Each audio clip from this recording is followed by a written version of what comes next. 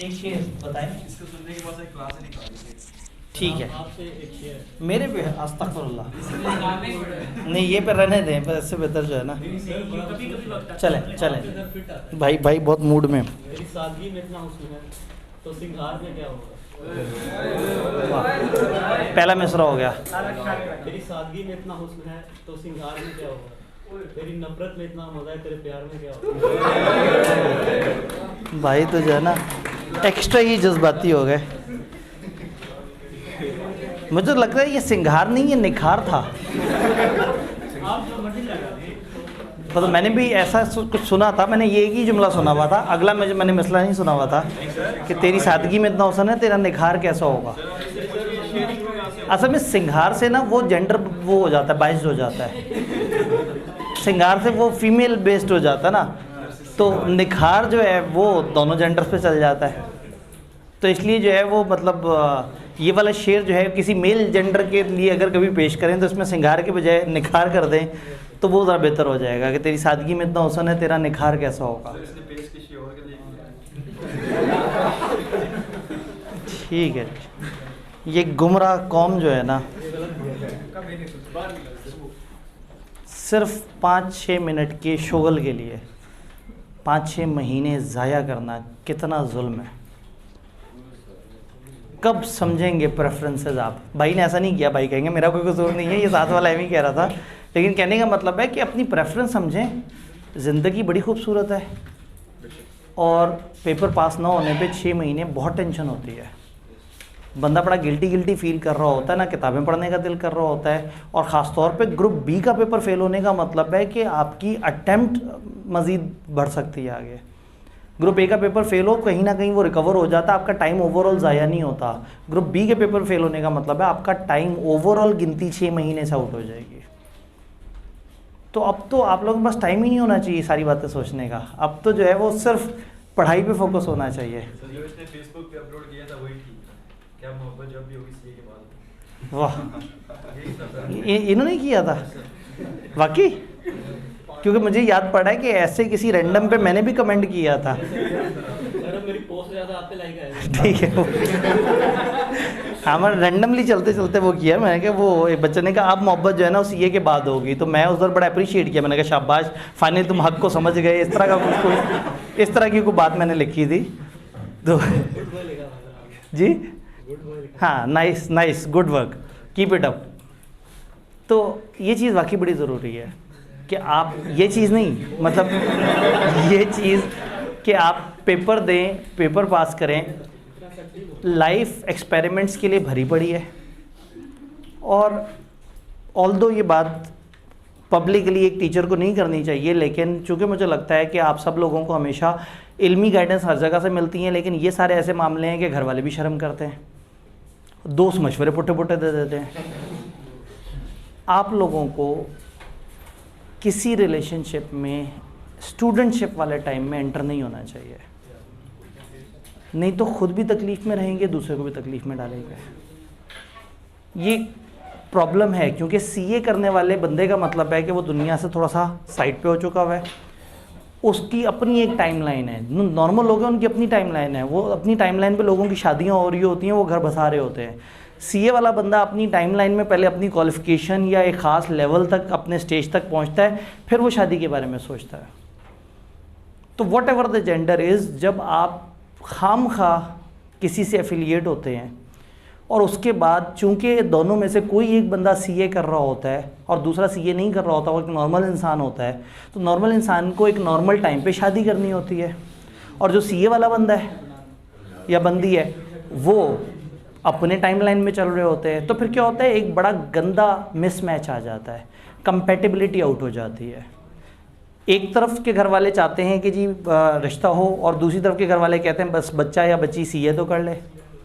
वो सीए करना तो एक अनसर्टन, इम्पॉसिबल या काफ़ी एक फ्यूचरिस्टिक सा इवेंट है। तो होता पता है क्या है, होता ये है कि आप अपनी पसंद की जगह शादी तो कर पाते नहीं, लेकिन पूरी ज़िंदगी आप भी तकलीफ़ में गुजारते हैं और दूसरे बंदे को भी तकलीफ़ दे देते हैं। तो बेहतर है कि आप किसी को तकलीफ़ मत दें जो आपको बिला वजह तंग करे, मैसेज करे, आपको किसी भी किस्म का एक्सप्रेशन दे। आपने कहना है मैं सीए कर रहा हूँ, उसने दौड़ लगा देनी है, ठीक है, आप आज़ाद। तो मैं सीए कर रहा हूँ, इतना बेहतरीन सेफगार्ड है आपके पास, इतना बेहतरीन आपके पास प्रोटेक्टिव मैयर है। तो जब भी कोई आपको बिला वजह तंग करे, आपको लगे कि मैं खामखा इन्वॉल्व हो रहा हूँ, तो अचानक से आंखें बंद करनी है, दिल में सोचना है मैं सीए कर रहा हूँ, फिर चिल्ला के कहना है मैं सीए कर रहा हूँ, फिर मैसेज पे लिखना मैं सीए कर रहा हूँ। फिर भी ना समझ आए तो ठीक है, हो जाए ज़िंदगी तबाह। लेकिन उसकी हो जो नहीं समझ रहा, मिस्टेक वन साइडेड हो, उसका कसूर हो, टू साइडेड मिस्टेक नहीं होनी चाहिए।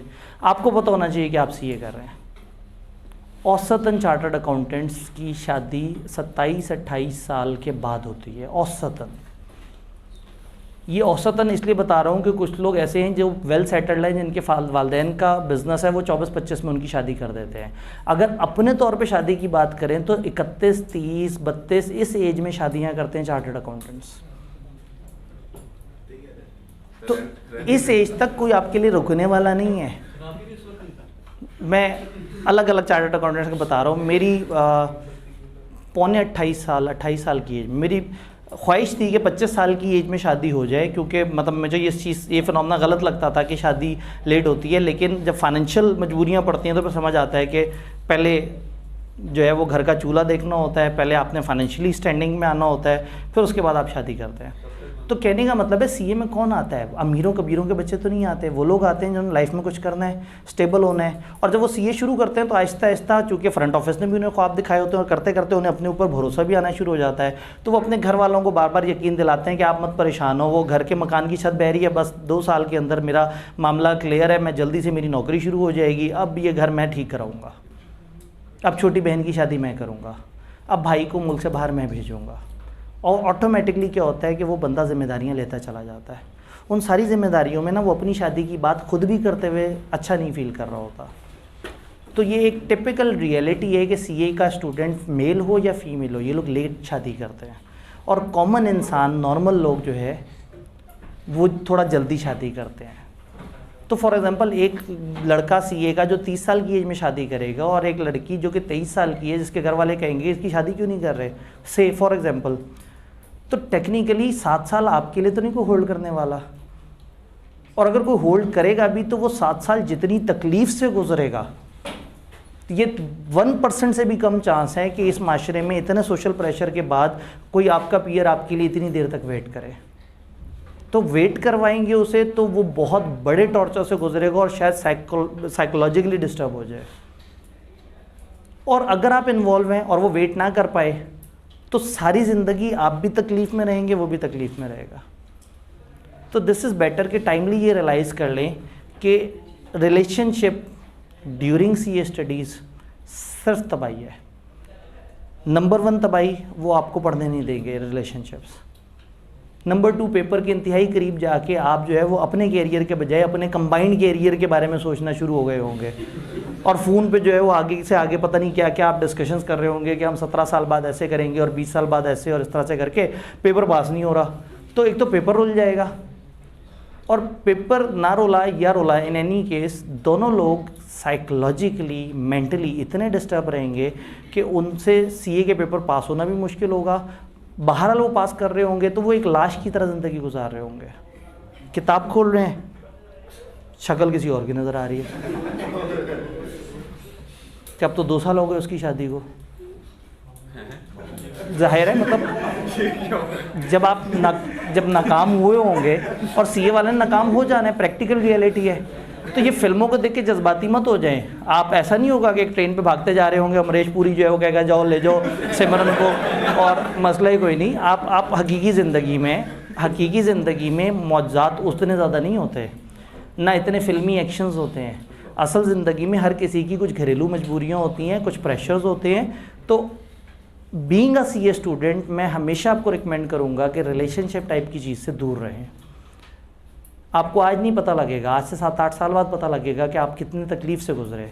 Academic difficulty, personal difficulty.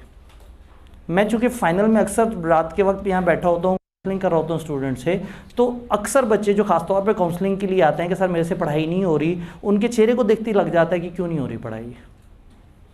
वो रिग्रेट की ज़िंदगी जी रहे होते हैं, पछतावा हो रहा होता है उन्हें। वो कहते हैं काश मैं सीए शुरू ही ना किया होता।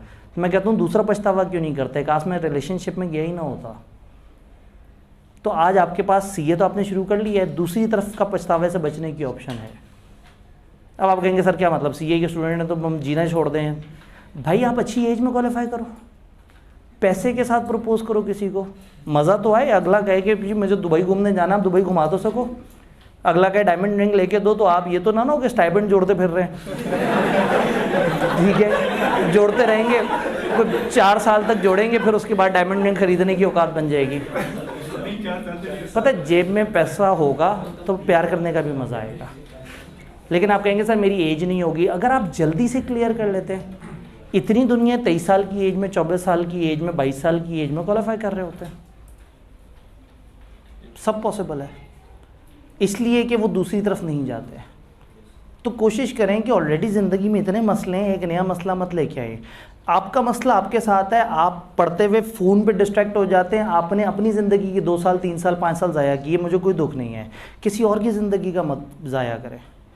किसी और की ज़िंदगी के साल, उसका इमेज, उसका वक़ार, अगर आपको कोई अच्छा लगता है तो ठीक है, फिर आप उस पर रहम करें। आप काइंडली उसको मत तंग करें, उसको ज़िंदगी जीने दें, दुआ करें उसके साथ कुछ अच्छा हो और अपने आप को स्टेबल कर लें।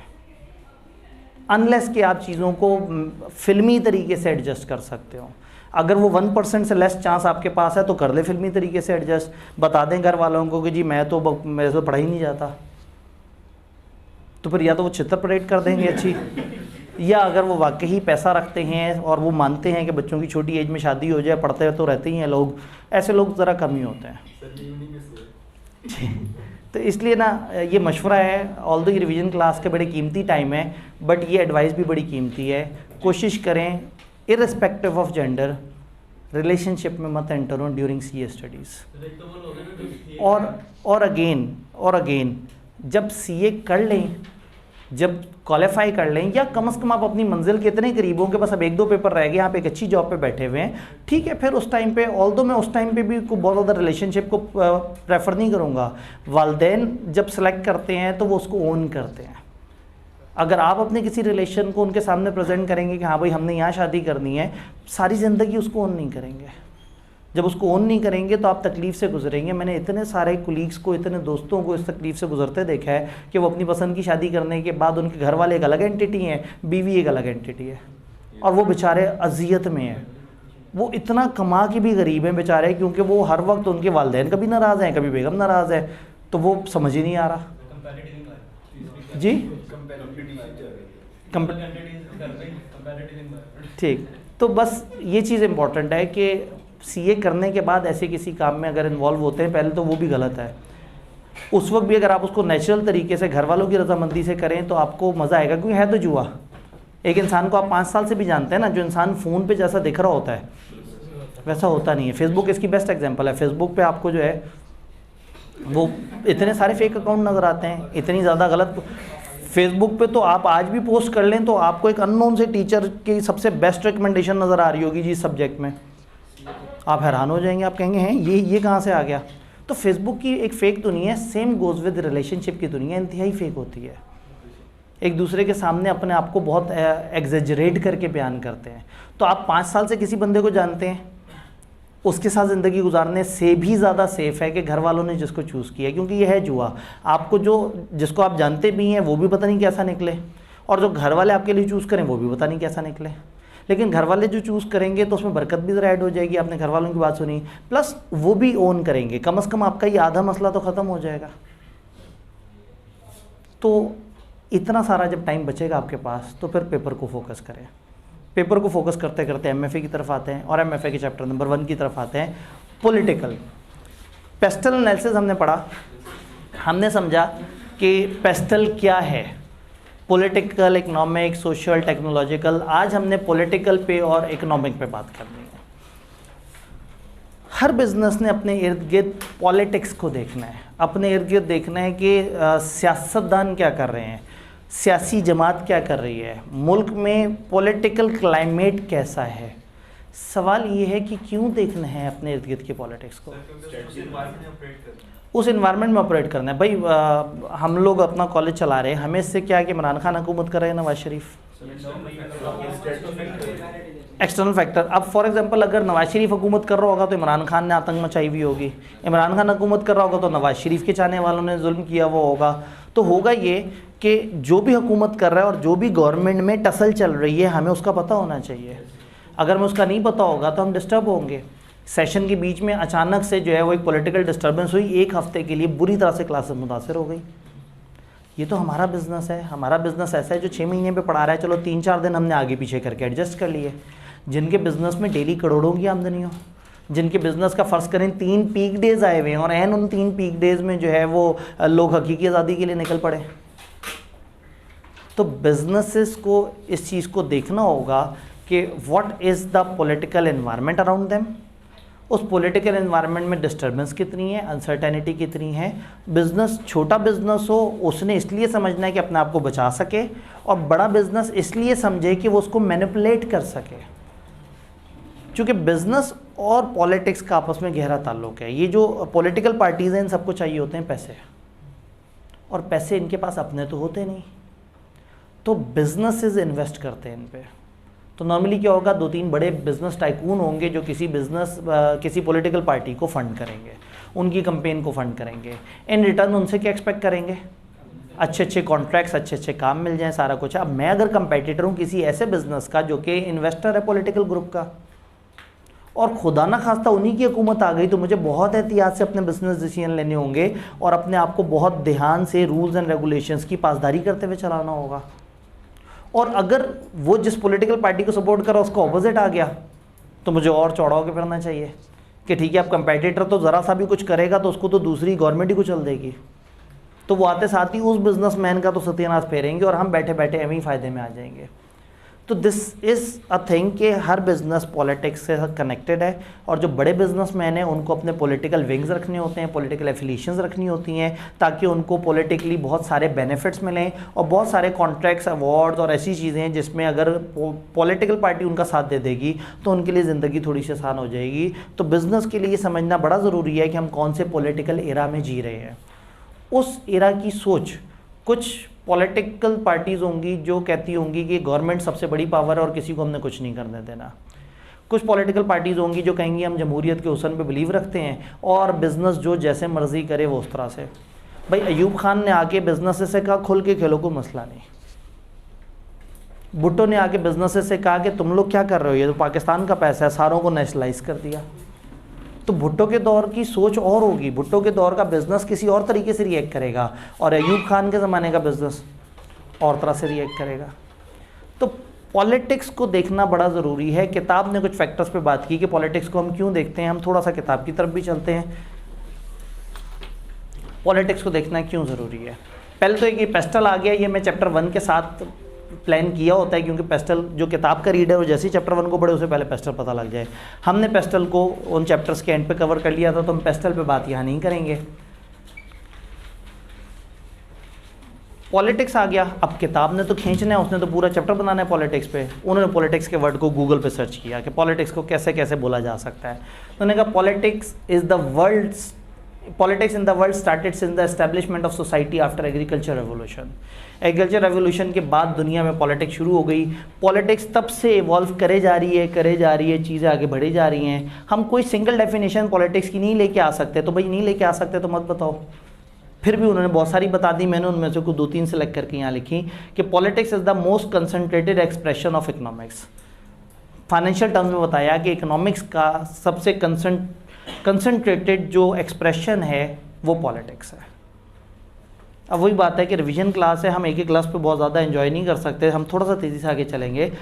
ये ज़्यादा सीधी सी बात है। Politics is distinctive form of rule, हुकूमत करने का, रूल करने का एक बड़ा अजीब सा तरीका, जहाँ पीपल एक्ट टुगेदर, मिलके काम करते हैं, थ्रू इंस्टीट्यूशनलाइज प्रोसीजर, मुख्तलिफ इदारों के प्रोसीजर्स के थ्रू, टू रिजॉल्व डिफरेंसेस, ताकि आपस के इख्तलाफात और चीज़ों को ख़त्म कर सकें, टू कंसीलिएट डाइवर्स इंटरेस्ट, अलग अलग इंटरेस्ट को एक जगह रिकनसाइल कर सकें, and values and to make public policies in pursuit of common purpose. Common purpose के लिए ऐसी पॉलिसीज़ बनाएं जो कि पब्लिक के वसीतर मफाद में है। तो पॉलिटिक्स इज़ बेसिकली लोगों के लिए लोगों पे हुकूमत करना, लोगों पे लोगों के लिए हुकूमत करना, ठीक है। वो फिर आप डेमोक्रेसी को देखते हैं कि by the people, for the people, killing the people, hitting the people. तो वो बिजनेस जो है एक्टिविटी पॉलिटिकल पॉलिसी और डिसीजन मेकिंग पे डिपेंड करता है। पॉलिटिकल सेटअप किसी भी कंट्री पे किस पे डिपेंड करता है, पॉलिटिकल आइडियोलॉजी क्या है, रूलिंग पार्टी की सोच क्या है। रूलिंग पार्टी की अगर सोच है कि हमने सिर्फ करप्शन को पकड़ना है तो वो और तरह से सोचेंगे। रूलिंग पार्टी की सोच ये है कि खाना भी है और लगाना भी है। रूलिंग पार्टी की सोच है कि ना लगाना है ना करप्ट को पकड़ना है, सिर्फ खाए जाना है। तो फिर क्या होगा कि ऑब्वियसली इस सोच के हिसाब से वो चल रहे होंगे। जब आपको पता है कि पॉलिटिकल पार्टी वो है जो खाने पे बहुत यकीन रखती है, तो आप अपने बिजनेस डिसीजंस लेते हुए अक्सर जगह उनको कुछ खिलाने पिलाने पहुंच जाएंगे और अपने कॉन्ट्रैक्ट्स आराम से निकलवा लिया करेंगे। और अगर आपको पता लगता है कि पॉलिटिकल पार्टी वो है जो खाने को पसंद नहीं करती, करप्शन को ना पसंद करती है, तो आप पहुँच के अपने कंपेटिटर को करप्ट साबित कर देंगे, वो उसके पीछे पड़ जाएंगे हाथ धो के, आपको मौका मिल जाएगा। तो पॉलिटिकल आइडियोलॉजी समझनी है, प्री एग्जिस्टिंग लॉज रेगुलेशन क्या है, फिर सोशो रिलीजियस कंस्ट्रेंट्स क्या हैं। पॉलिटिक्स अपनी जगह, लेकिन लोगों का समाजी और मजहबी अफकार क्या है। पॉलिटिक्स भी एक ख़ास जगह पे आके ब्रेक लगा देती है जब मज़हब से टकराव हो जाता है, जब लोगों के जज्बात से टकराव हो जाता है। अभी पीडीएम की हुकूमत को जो टकराव है वो सोशल टकराव है कि लोग इमरान खान को बहुत पसंद कर रहे हैं। कई दफ़ा हुकूमत को ये प्रॉब्लम होता है कि अचानक से एक इस्लामिक इवेंट होता है और वो उस इस्लामिक इवेंट को बेस बना के अचानक से गवर्नमेंट के ख़िलाफ़ कार्रवाई शुरू हो जाती है कि इन्होंने तो ऐसा किया, इन्होंने तो वैसे किया, इन्होंने तो जो है वो उसकी मजम्मत की करारदाद नहीं पास की, इन्होंने इस तरह से किया, और बिला वजह वो गवर्नमेंट को चलने से रोक देते हैं। तो ये समझना भी ज़रूरी होगा कि सोशो रिलीजियस कंस्ट्रेंट क्या है। पूरे सफ़े में सबसे काम की बात एंड पे लिखी है। To become a successful business manager, one should take into consideration the political environment for business and then capitalize an opportunity available and mitigate risk. अपने इर्द गिर्द की बिजनेस एनवायरनमेंट को समझना होगा और फिर जो अपॉर्चुनिटीज़ होंगी उनको कैपिटलाइज करना होगा, उस पर काम करना होगा, उसको ज़्यादा बेहतर तरीके से लेके चलना होगा। डन। कौन से वेज हैं जिससे पॉलिटिकल फैक्टर्स बिजनेस को अफेक्ट कर सकते हैं? गवर्नमेंट की स्पेंडिंग, गवर्नमेंट कहाँ खर्च कर रही है। भाई मैं एक इंश्योरेंस कंपनी हूँ और मुझे पता लगता है कि गवर्नमेंट जो है वो एक सेहत कार्ड लाने के बारे में सोच रही है जिसमें लोगों की इंश्योरेंस कराई जाए। तो अगर पूरे पाकिस्तान लेवल पे गवर्नमेंट ने अरबों सैकड़ों अरब रुपया खर्च कर देना है अपने 6 अरब के बजट में से, पता नहीं मेरे आधे तो जुमले ही ख़त्म हो जाते हैं। जिस वक्त सेहत कार्ड आया तो उस वक्त सेहत का बजट था 6 अरब, जिसमें से ये क्लेम किया गया कि पूरे पाकिस्तान को जो है वो फ्री हेल्थ मिलेगी जो सेहत कार्ड पे जाएगा, और देनी भी शुरू कर दी और इंश्योरेंस भी वो कर दिया। प्रॉब्लम कहाँ आना था? जब वो इंश्योरेंस के प्रीमियम या इंश्योरेंस वाली अमाउंट्स गवर्नमेंट ने अपनी जेब से पे करनी थी। अभी तो इंश्योरेंस कंपनी ने खर्चा दे दिया और बाद में इंश्योरेंस कंपनी किससे लेगी? और इंश्योरेंस कंपनी किसकी थी ये एक अलग डिबेट है। तो हुआ क्या? और अल्टीमेटली फिर उससे जब स्टेट लाइफ ने वो इंश्योरेंस लेने की कोशिश की गवर्नमेंट के दायरे ने, तो क्या क्या प्रॉब्लम्स आए।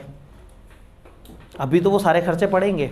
तो मैं बड़ा हैरान हुआ, मैंने कहा 6 अरब के बजट में जिसमें हम अभी तक अपने हॉस्पिटल के इंफ्रास्ट्रक्चर पूरा नहीं कर पा रहे, तो उसमें ये किस तरह से हो सकता है। तो अगेन आपको ये देखना है कि गवर्नमेंट कहाँ खर्च कर रही है।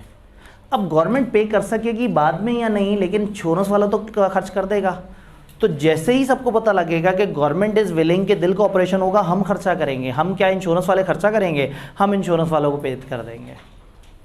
तो फिर हॉस्पिटल लेके आए कई तरह के स्टंट जी, 1 लाख का स्टंट है, 2 लाख का स्टंट है, 3 लाख का स्टंट है, फिर करे हॉस्पिटल वाले, फिर फार्मेसीज़ वगैरह उस तरह से सोचें। तो ये देखना ये होगा कि गवर्नमेंट की स्पेंडिंग किस जोन पे है। गवर्नमेंट अगर इंफ्रास्ट्रक्चर पे काम कर रही है तो कंस्ट्रक्शन वालों की मौजें लग जानी है।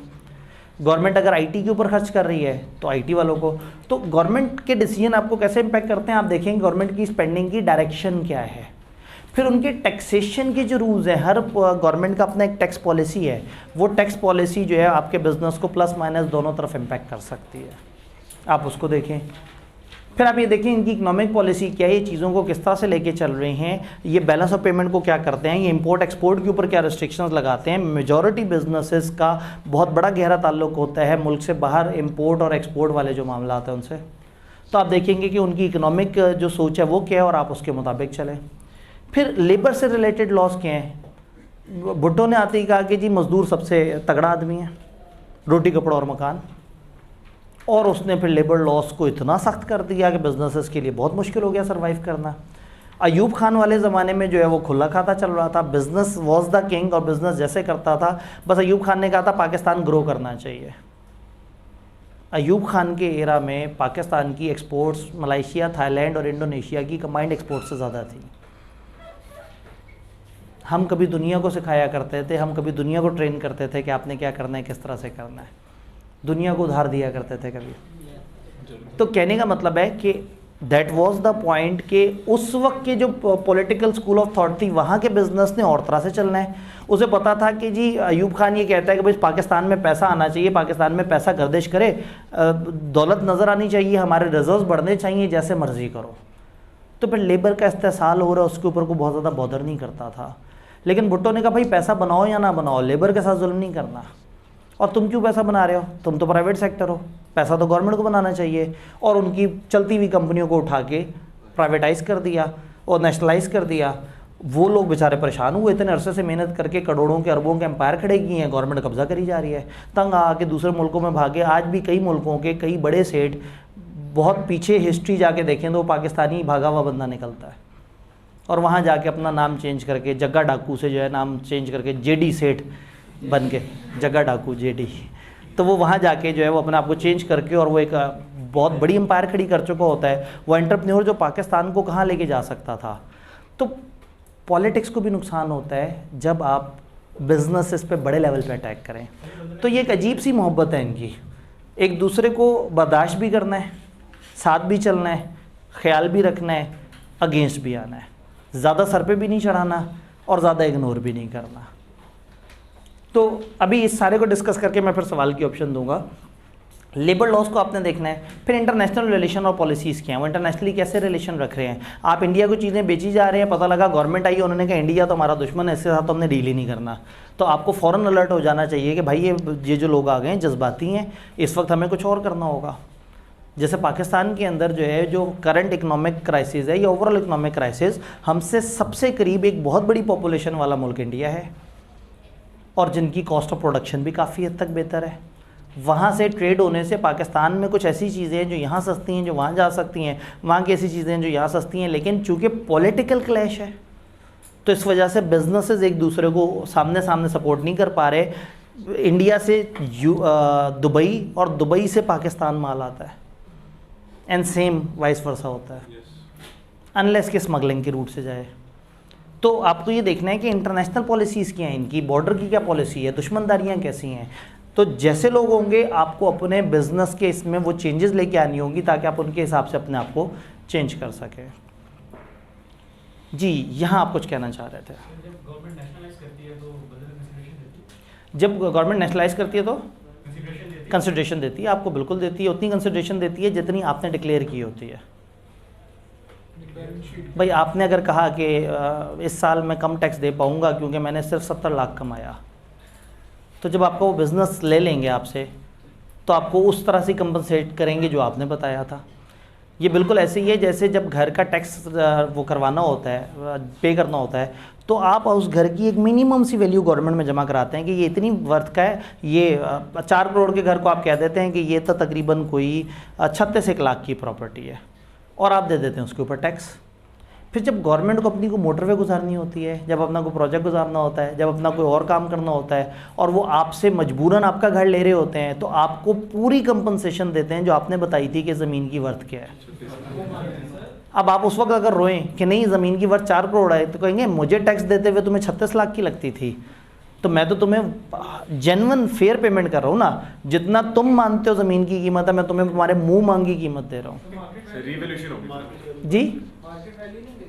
जी असल में मार्केट वैल्यू पे उन्होंने जब टैक्स देना था तो टैक्स आपने देना होता अपनी परचेज वैल्यू पे,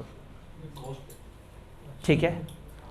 एक बंदे ने आज एक चीज़ खरीदी है 4 करोड़ की, आपको लगता है कि वो 4 करोड़ की डिक्लेयर करके उस पर टैक्स देता है? वो 36 लाख की डिक्लेयर करता है। तो गवर्नमेंट ने 2 दिन बाद उससे उसकी ज़मीन ले ली, तो कितना देगी गवर्नमेंट? 36 लाख जितना वो मानता है मेरी ज़मीन है। अगर आपकी ज़मीन की वैल्यू बढ़ी है तो ठीक है, आप अपने असासों के अंदर अपनी डिक्लेरेशन में उसको बढ़ा के दिखाएं। तो अगेन गवर्नमेंट नहीं मानती कि उसने जुल्म किया है। तो जैसा आपने कहा ना नेशनलाइज होता है, तो क्या गवर्नमेंट पैसे देती है? गवर्नमेंट नेशनलाइज करते हुए बिल्कुल अपनी तरफ से फेयर पेमेंट करती है, लेकिन उस बिजनेस के लिए वो फेयर नहीं होता। जी डीसी रेट्स भी तो होते हैं वो तो गवर्नमेंट। जी, अब डीसी रेट क्या होते हैं? डीसी रेट में वो उस इलाके का एक एस्टिमेटेड रेट होता है, यानी कि अगर मैं एक जगह घर लूँ और मुझे नहीं पता कि यहाँ पे क्या वर्थ चल रही है, तो मैं डीसी रेट से अंदाज़ा लगा सकूँ। ये ऐसी है जैसे अगर आपने आम खरीदने हैं और आपने ये देखना है कि आप एक रेडी वाले के पास गए, उसने कहा जी 400 के आम है। अब आप ये देखना चाहते हैं कि आम आइडियली कितने के होने चाहिए, तो आप डीसी रेट देख लें। डीसी रेट है 230, तो आपको समझ आ गया कि 230 से 250 तक जो दे रहा है ठीक है, वो मुनासिब सी बात कर रहा है। तो भाई डीसी रेट एक एस्टीमेट देने के लिए होता है। दिस कैन हैपन कि एक ही इलाके में काफ़ी सारी प्रॉपर्टीज़ है और हर प्रॉपर्टी अलग अलग रेट पे रजिस्टर्ड है। तो लोग क्या करते हैं, डीसी रेट से अंदाज़ा लगाते हैं, वो पता करते हैं कि यहाँ क्या चल रहा है, तो पता लगता है सबने टैक्स बचाया होता है। तो फिर एक शरीफ आदमी को भी उसके इर्द गिर्द वाले समझाते हैं कि भाई जब सब कम पैसे दे रहे हो तो तुम भी कम पैसे दो। तो बड़ा कम होता है ऐसा। मतलब मुझे 2 महीने लोगों के पीछे भागना पड़ा, क्योंकि मैंने एक अजीब सी बात कर दी थी जिस पे लोगों का हंसा ही नहीं रुक रहा था। मैंने एक जगह ली थी, मैं कह रहा था जितने की लिए मैं उस पर टैक्स दूंगा, और वो ना वकील को समझ आए, ना लैंड वाले बंदे को समझ आए, एलटीए के अंदर बैठे हुए बंदों को नहीं समझ आए। कहते पागल हैं आप। मैंने कहा भाई वो उस पर यार मतलब कुछ तो खाया करो, क्या करोगे, हम सबको ख़राब करोगे। तो वो उस चीज़ पे इतने हैरान थे कि जी आप क्यों ये सोच रहे हैं कि आपने पूरा टैक्स देना है। और मुझे उसको, मेरी वाइट मनी थी, मुझे उसको प्रॉपर डिक्लेयर करना था कि भाई मेरे अमाउंट्स में से एक आउटफ्लो हो रही है तो वो आउटफ्लो जेन्युइन हो। तो कहने का मतलब है कि मुझे 2 महीने तक तो बंदों के पीछे भागना पड़ा कि क्या मार्केट में कोई ऐसा बंदा मिलेगा जो मेरी बात समझ सके कि मुझे असल वाला टैक्स देना है। और वो असल वाला टैक्स जो है तो वो बड़ी मुश्किल से एक साहब को समझ आई, और उन्हें पता नहीं किस किस तरीके से किस किस को कैसे समझा के मेरा काम प्रोसेस करवाया। वेल्थ रिकंसिलिएशन स्टेटमेंट भी तो होती है, तो वो रिकंसाइल कैसे हो जाता है वो? रिकंसाइल तो बड़े आराम से होता है, उसमें अदर की ऑप्शन भी होती है। जी क्लियर। अब interaction between business and government, हमारी हेडिंग गायब हो गई, लेकिन हमें कोई दुख नहीं है, हमारा मेन माल नीचे है। गवर्नमेंट और बिजनेसेस आपस में इंटरेक्ट, बिजनेस को गवर्नमेंट से इंटरेक्ट करना चाहिए या इग्नोर कर दे। एक पॉलिसी ये है कि आप इग्नोर कर दें, आप कहें जो गवर्नमेंट में हो रहा है ठीक है, मैं अपना काम करता रहूँ। जो छोटा बिजनेस है वो इग्नोर कर दे और बस डरता रहे कि गवर्नमेंट करके आ रही है, अपने आप को सिर्फ डिफेंड करता रहे। एक दरमियाना बिजनेस थोड़ा सा डिफेंड करे और थोड़ा सा लॉबिंग करे, और जो बड़ा बिजनेस है वो तो गवर्नमेंट के ही कदमों में जाके बैठ जाए। उनसे कहे कि भला ये पॉलिसी अब आपने ही निकालनी है, मैं फ़लाना तारीख को गाड़ियाँ इंपोर्ट करने लगा हूँ 5000, आपने एक दिन के लिए नोटिफिकेशन जारी कर देना है, आपके फ़लाना सेक्शन के फ़लाना लिखा हुआ है कि अगर कमिश्नर चाहे तो कभी कभार किसी रूल में रिलैक्स कर सकता है। आपने एक दिन के लिए नोटिफिकेशन जारी करना है कि इस आज के दिन के लिए गाड़ियों की इंपोर्ट पे हम टैक्स माफ़ कर रहे हैं। तो फिर कमिश्नर कहेगा या गवर्नमेंट कहेगी कि भाई हम ऐसा क्यों करेंगे। वो कहेंगे भाई उनमें से 5 गाड़ियाँ आपको दे देंगे। वो कहेंगे उन 5 गाड़ियों से हमारा क्या बनेगा, तो हम उन्हें बताएंगे कि ये गाड़ी ऐसी है जो पाकिस्तान में 4.5 करोड़ की ये गाड़ी बिक सकती है, मैं इस तरह की 5000 गाड़ियाँ मंगवा रहा हूँ। तो मिनिस्टर को भी बात समझ आ जाएगी, गवर्नमेंट के बंदों को भी बात समझ आ जाएगी। तो आप 5-6 गाड़ियाँ उन्हें देंगे, वो जो आपने 5000 गाड़ियों पे 15000 गाड़ियों के बराबर टैक्स देना था इन्फ्लेटेड रेट पे।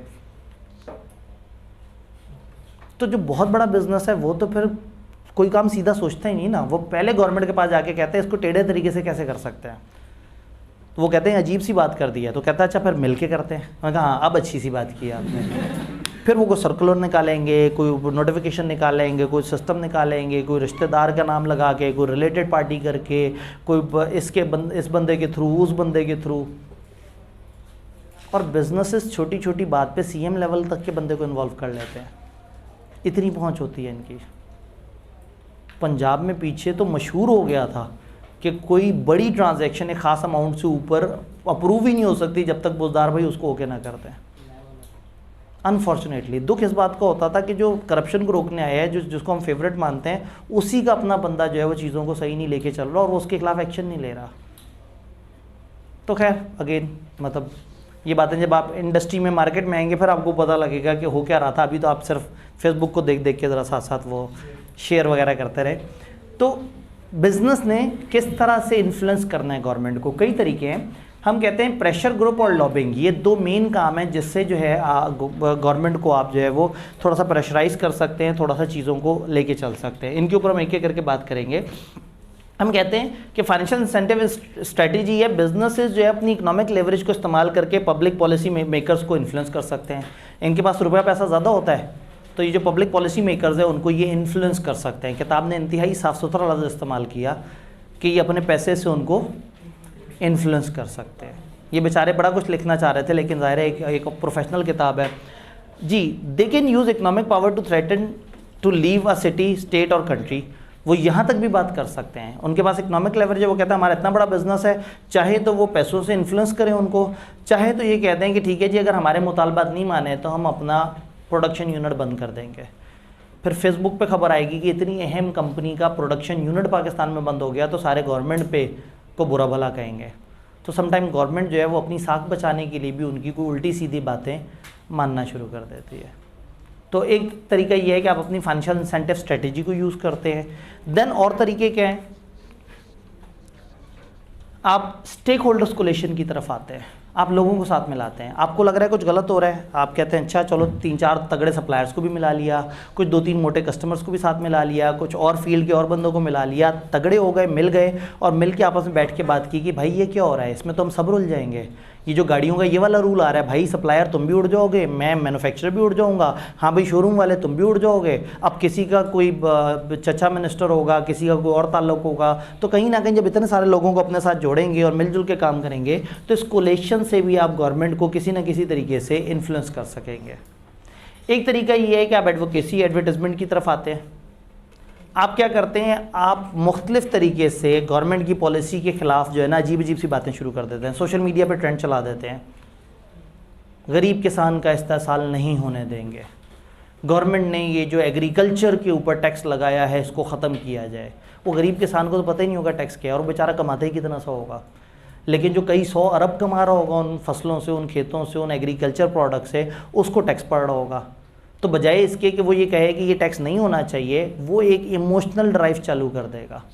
आप जैसे कुछ लोगों के पास कुछ पोस्टें आएंगी जिस पे लिखा होगा कि अगर आप में ज़रा सा भी ईमान बाकी है तो इसको शेयर करें, उन किसानों को मरने से बचाएं। आप फ़ौरन से मुल्क की कौमी फरीज़ा समझ के ये बग़ैर सोचे कि किसान इतनी खूबसूरत पोस्ट कैसे बना सकता है, ठीक है, आप वो इतनी खूबसूरत फूल बूटे लगी हुई प्रॉपर ग्राफिक्स के साथ अच्छी कोरल ड्रॉ पे डेवलप हुई हुई तस्वीर आप उठा के आगे फॉरवर्ड कर देंगे जी। ऐसी पोस्ट को रिपोर्ट कर देते हैं। ऐसे बड़े कम लोग होते हैं लेकिन बड़ी अच्छी बात है कि अगर आपके सामने अजीबोगरीब इस तरह की कोई पोस्ट आती है तो कहने का मतलब है बिज़नेस का एक दूसरा तरीका ये है कि इनडायरेक्ट तरीके से आता है, एडवर्टाइजमेंट शुरू कर देता है, एडवोकेसी एडवर्टाइजमेंट शुरू कर देता है, उस पॉलिसी के अगेंस्ट लोगों का माइंड बनाना शुरू कर देता है। गवर्नमेंट ने अचानक से कह दिया कि जी अब आप प्लास्टिक के शॉपर नहीं देंगे, अब आप कपड़े के शॉपर देंगे। अब कपड़े के शॉपर दें तो वो महंगे होते हैं, लोग ख़रीदेंगे नहीं और लोग ऑफेंड होते हैं और जनाब बार बार सुपर स्टोर के मालकान उनसे लड़ना शुरू कर देते हैं।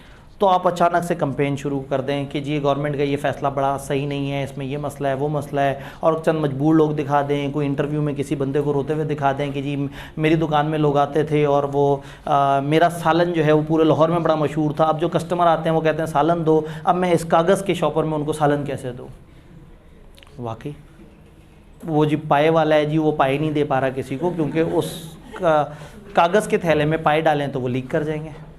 अब ये एक ऐसा आलमी मसला बन जाएगा कि उसके ऊपर जो है जो पाए खाने वाले शौकीन सियासतदान हैं वो कहेंगे यार ये तो वाकई हमने सोचा ही नहीं, तो फिर रूल पास कर देंगे इस लेवल से ऊपर के दुकानदार को कागज़ का कपड़ा वो कागज़ का शॉपर देना है और उससे नीचे वाला प्लास्टिक का, हो गया उनका काम। वो कागज़ों में डिक्लेयर कर देंगे हम तो उससे नीचे वाला बिज़नेस है। तो एक सिस्टम ये है। एक ये है कि ट्रेड एसोसिएशंस का आप सहारा लेते हैं, मुख्तलिफ चैम्बर ऑफ कॉमर्स बने हुए होते हैं, फलाना फलाना, हर प्रोफेशन में कहीं ना कहीं कुछ इस तरह के होते हैं। जैसे हमने कहा federation Pakistani chamber of commerce, overseas investors का chamber, all Pakistan textile manufacture association, इस तरह के बहुत सारे इदारे बने हुए होते हैं जो मुख्तलिफ जो ट्रेड के इदारे हैं, मुख्तलिफ बिजनेसेस, उनकी यूनियंस होती हैं। आप वहाँ जाके बात करते हैं जी आपके होने का क्या फ़ायदा जब ताजरों के साथ इतना इस्तेसाल हो रहा है। ये देखें जी गवर्नमेंट ने एक नया टैक्स लेके आई है जिसमें हर दुकानदार को फ़िक्स टैक्स देना है चाहे उसकी जितनी मर्ज़ी इनकम हो। और वो टैक्स देना उसने अपने बिजली के बिल के ऊपर। तो ये कितनी गलत बात है, जुल्म है। तो क्या होगा, ये आपस में एक दूसरे के साथ मिलेंगे, जुड़ेंगे, एसोसिएशन, फिर पूरी एसोसिएशन आके जब बात करेगी गवर्नमेंट से तो गवर्नमेंट समझेगी कि पूरे पाकिस्तान के 40,000 ताजरों की एक आवाज़ मेरे तक आई है। तो आप सम टाइम इस तरह से ट्रेड एसोसिएशंस वगैरह उनके साथ मिला के भी चीज़ें चलते हैं। आजकल के बड़े बिजनेसेस के लिए हम कहते हैं कि you should have a public affair department.